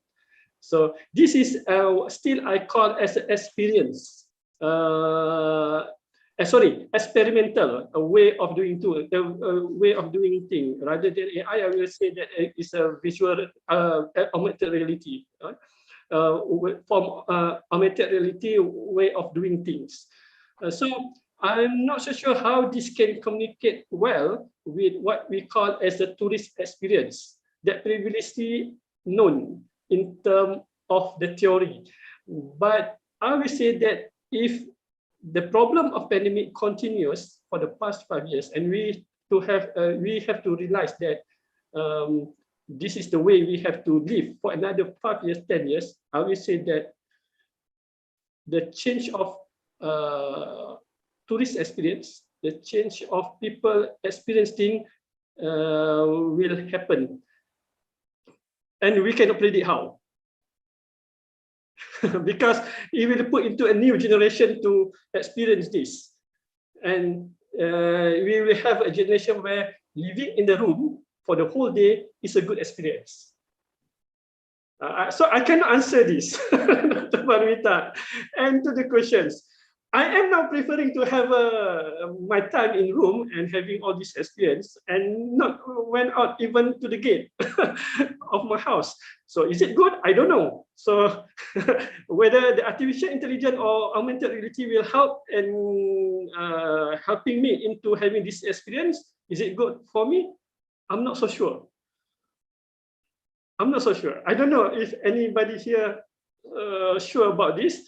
But if you're asking a new generation, if you're asking my son, my kids, yes, they need a good room with all the facilities, with good augmented reality tech, and they prefer many AI program.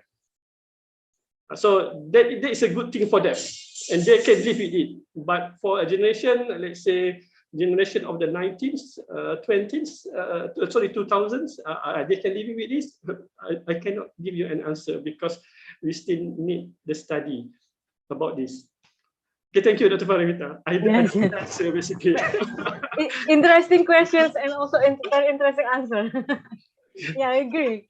We cannot sure about that, which way we are going to choose or we are going to go.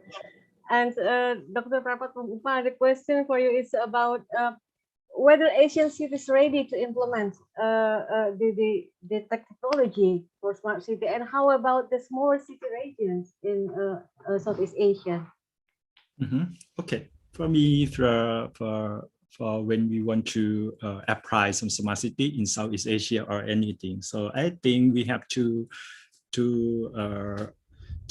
education some people to use something like technology. And we have to develop technology, something like academic. Yeah, we have to develop some application by ourselves or software by ourselves or IoT by ourselves, something like KMATL. They have faculty of engineering and architect. We have to join together to working, and we have the medicine, faculty of medicine. So we have to develop the medicine tool together for apply for academic for pandemic or something like that. I think we have to concern about it. And the budget, I think the budget is right, that we have the problems about the budget of government. So I think the pain point is necessary. So we have to ask some questionnaire first for people. Do you want to use app?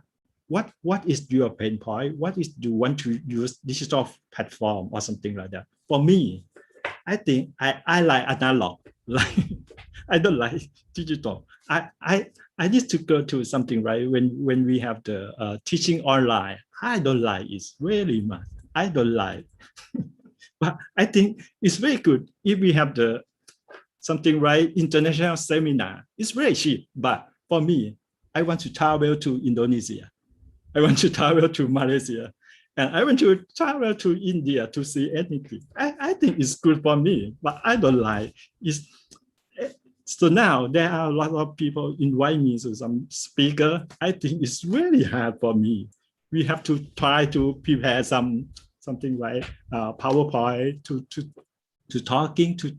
I think it's not good for our life. But I think that something is they have benefits for our to use digital platform. So now I think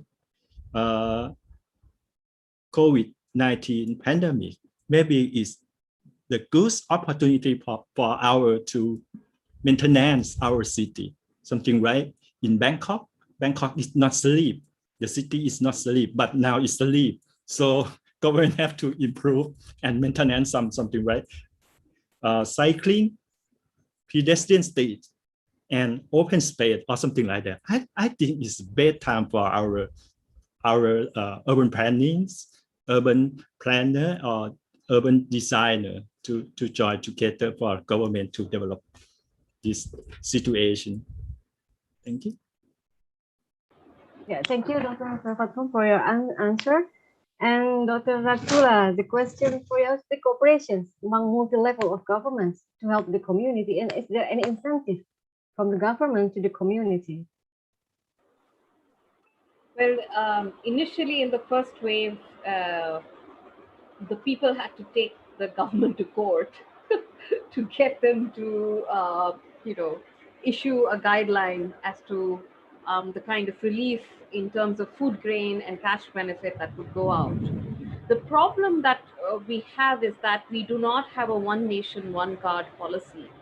So, and neither do we have good data on migrants who come and work in our cities, and that's quite a big population. And the migrants do not have the cards that would give them access to the public distribution system. So although the government was then pressed, the federal government was pressed and asked to give out the benefits and cash incentives and food grains, the state government said, we just do not have the data with us as to who to give it out to. They did not have the cards, they did not have registered people, and so people still went hungry. People were just out there on the streets. And so, which is now our government is actually thinking of a one nation, one card policy, which will then enable everyone to come on board and get registered, say domestic workers, unorganized sector workers, construction workers, to be able to avail of some of these funds. So it's unfortunate that the funds are there, but we've not been able to disburse them simply because we do not have a system of tracking or registering or even understanding the numbers. And it had to be people who had to force the government, take them to court, and ask the court to then issue guidelines and our government has also denied that there was an issue in the first wave. And in the second wave, what they're denying is, there has been a problem with oxygen, whereas, we see images on television internationally being picked up where people are just gasping for breath. So I think it's only now that our government is now coming forward and saying that we will enable cooperation between the public and the private sector to not just acquire vaccines but to also build hospitals, temporary hospitals. But it's a lot too late. Many people have died, lost their loved ones, because we just didn't have that push in the first place. It's really shameful, I feel, that we had to lose so many people because our governments could not agree on time what was to be done. Thank you for the answer, Bu Winnie. I think the question is quite similar for the first questions. What do you think about the prospect of virtual tourism program? This is the prospect, not completely taken over by artificial intelligence, but it's the prospect, I think. Oh yeah, it is a very good questions actually, and very difficult to answer too. Yeah, I think for virtual tourism is right now, I think it's much challenging. Yeah, it is much challenging in this kind of situation, especially maybe in Indonesia. For the country, for the developed country, maybe it can be implemented well, but maybe for developing countries like Indonesia, it is still much challenging, yeah, because many people has the experience to coming to the tourism area is and they like to have the experience while coming to the tourism area, especially for maybe for rural people. They like to come to the sea, to some area which is they will experience lots. But it also challenged by maybe the government ability and the government ability in doing related to the information of technology. It's challenging by the maybe facility of the government. Also, they need a lot of budget. Also, it's challenged by the capacity of the community as well in conducting or in using the information of technology and digital. But at least for the prospect of the digital tourism, maybe at least it's become the giving the first impression to the viewers maybe in YouTube or in Instagram or everything. It will give the first impressions to the viewer related to the maybe the potential of some areas, the tourism potential of that area, or the local character of the tourism area. So maybe by the first impression, they can come to the area in the next, maybe in the next day with the protocol of COVID-19. So at least maybe in the beginning they can have like a hybrid methods, yeah, like not just the maybe in the 100% of virtual tourism, maybe just the hybrid, the virtual tourism becoming the giving the publication to publish the area, to give the first impressions to the visitors, and then maybe in the next stage, they still needs offline, yeah, they still needs to come to the area for experiencing the tourism potency. Not they don't feel satisfied only with the with the virtual, I think, because we have the special characters to maybe to gather social gathering or something, which we can adapt this, but not in a very, maybe at least it limits the travel behavior of the tourism, maybe not 100%, maybe 50% or something. But it is very difficult to fully having the virtual tourism in 100%. I think it is very, very difficult in this situation, but at least it will limit a little bit, maybe limit 50% of the travel behavior to coming to the tourism area, when the people can experience the tourism product just from their home. I think that's what I can explain. Okay, thank you. Yeah, thank you, Bu Winnie. I think we can have one more round of questions here. First question for Dr. Nizam is wait. I'm looking for because you have several questions. I will pick one.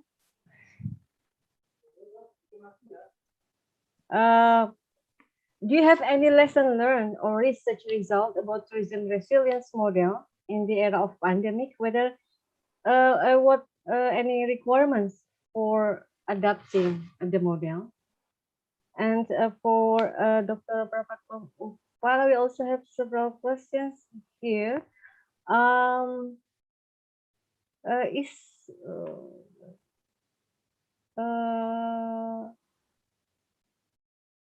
How can do you see work from home as one of the measures to solve urban transportation problem in Bangkok? And also maybe this is I think I will add to you as well. How does the application of AI affect the behavior of the population in Thailand? And is it effective? And how's the effectiveness in complying with standard operation procedure? Yeah, I think that's the last question for this round for the first two speakers. I think. Please, Dr. Nizam and Dr. Prapatong.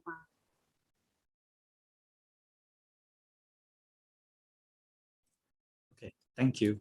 For the question, so it's about the mobility in Bangkok after we have the COVID. So I think now it's really reduce some traffic congestion in Bangkok. Is very good for PM2.5 or something like that. It's good, but for government now we prepare for the AI, something like intelligent.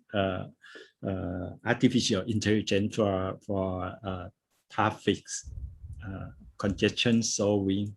We use some CCTV and AI for develop some simulation in Bangkok. We hope it can be help Bangkok be better, but we don't know. We have a lot of people to do like this. That they have some academics, governments, and from the another country, something like China or Japan or anything. So we try together to work, and we try to have the e-police, or we can use this for CCTV for get something right, the data, real-time data. I think it's good for our field. Something like my field is the transport planner and transport data. So we can use CCTV to get the number of the car and public transport to run on the city. I think it's good because it's real time. We can use this for apply for solving some the problem of transport. This is the benefits of AI. So how to apply its success successful? I think we try to do now. I hope so, because now we have a lot of problem in Bangkok about the traffic jam. So we cannot use the only police for solve the problem. So maybe computer intelligence maybe help us. Thank you. Thank you for the answer. Please go ahead, Nida, for your question.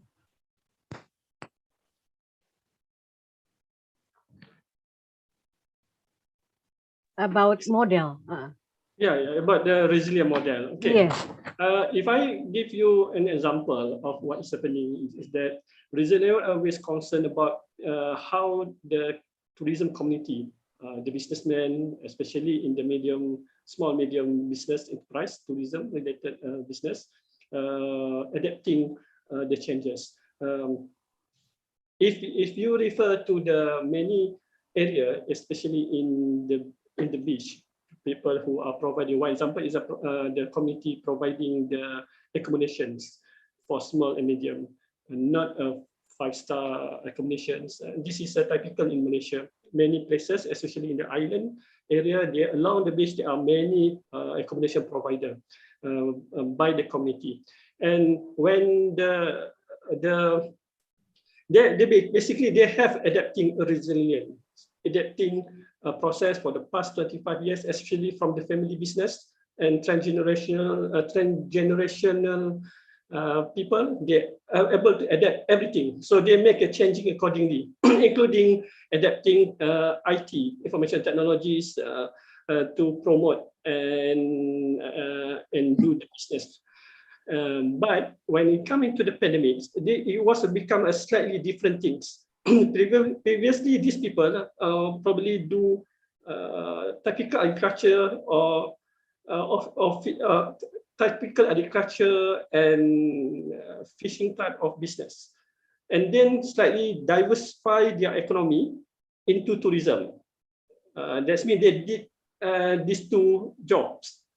And suddenly, when the tourism can become the main source of income, they slightly change into 100% business in tourism. And what is happening now is that the tourists are not coming to their place, but they have the setup of the accommodation. They have all the services, such as a boat to accommodate the tourists for many places around the island, for example. But now what they did, they have to return back to the original economy. But this is how they are resilient is. Until they know that the tourists will coming, they will easily adapt the coming of the tourists. So if you're asking about the resilient model, these people, especially the local community, will be easily adopt the problem during the COVID. It's not like a big business. If you refer for a major hotel, for example, once they collapse because of the COVID, they are run out of the business and they cannot, they are fall under bankruptcies. But if you look into resilient model to this local community who are adapting, diversifying their economy, and then later changing back to their original business, original economy based on agriculture, and let's say as a fisherman, they will return back. But if they are fall into what I say capital borrow from the bank, and they will have a problem because they become a businessman 100%. So this is for the past 1 year, what is happening in Malaysia? There is no study conducted on this. The government helping these all entrepreneurships, especially tourism, by providing some funding to cater the problem of not able to pay for their loan, for example. Okay. When we're talking about resilient model in terms of tourism, I will intend to see from this perspective. Those who are less reliant on the capital based on the loan, they will survive more. Those who are based on beginning to depend on this loan, will suffer more compared to those who are less depending on this such loan. Okay, when we're talking about how resilient they are, we still need to wait for another 1 year before we can say that who are basically will survive. So let's see. And I found that some of the business people, especially in information, those who are small, medium people, still basically not. They are not lost, but because they still have the land, they still have the room, they're changing it into a different economy. Previously, they use their rooms, it's no longer for a tourist, but for other activities. Or they keep it because they are not fall under loan. So, but when it comes into big businesses, they will have a problem because they are bankrupts. And then when they want to start back the economy, they already fall into a debt. So they will have a difficulty. What's the best model? Again, I have to say that I do not know, but we can see the pattern of who will survive. Let's see what will happen in the next 1 year when everybody has been designated, when there is beginning a volume of tourists coming and demand. So the best model is not yet. I cannot suggest any model, but this is the two type of people who are involved in tourism. Basically, they can change from tourism businesses into another form of business, another form of economic activities, or they are collapsing because they are fall into debt. So I don't know where it's go. I don't know. Probably half of them will suffer for a long time because they cannot pay the debt. So in terms of the tourism, the debt you cannot survive if you still stuck with the debt in the tourism economy. Okay, thank you very much, Dr. Paramita. No model yet. I think we should come out with a model. Okay, thank you. Okay, thank you very much, Dr. Miza. I think that's a very, very interesting discussions, and we now have come to end of the webinar. And I would like to thank you all, the speakers, colleagues, participants, our dean, who made all this webinar possible. I thank you all again for coming to this webinar, and I hope our collaboration will sustain and flourish, and we can make another events to collaborate. And now back to MC Bu Lintang Suminar. Please, Bu Lintang.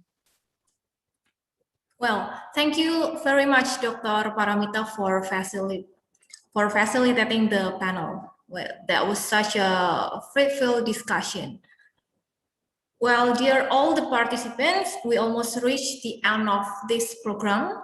For all the participants, please turn your camera on because we are going to screen capture you for the documentation. Once again, to all the participants, please turn on your camera because we are going to do the photo session.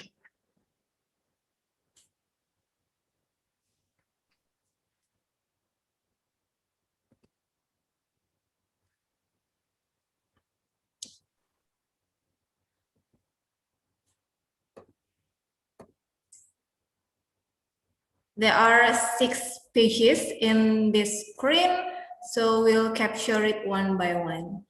Get ready, page 1, 1, 2, 3.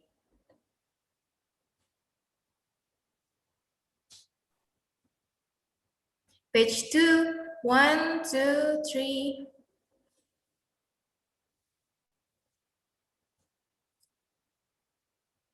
Page 3. 1, 2, 3.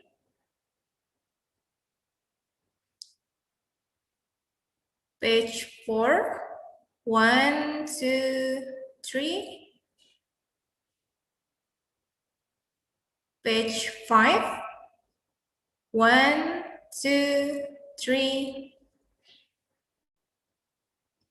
And the last page, page 6. 1, 2, 3. Okay, we're done. Thank you. And once again, I would like to inform to all the participants to fill the attendance form because we will send your certificates based upon your attendance record. And we'll send it to your email within a week after this event. And the materials of today's webinar from the speakers will also distribute tomorrow or one day after this event.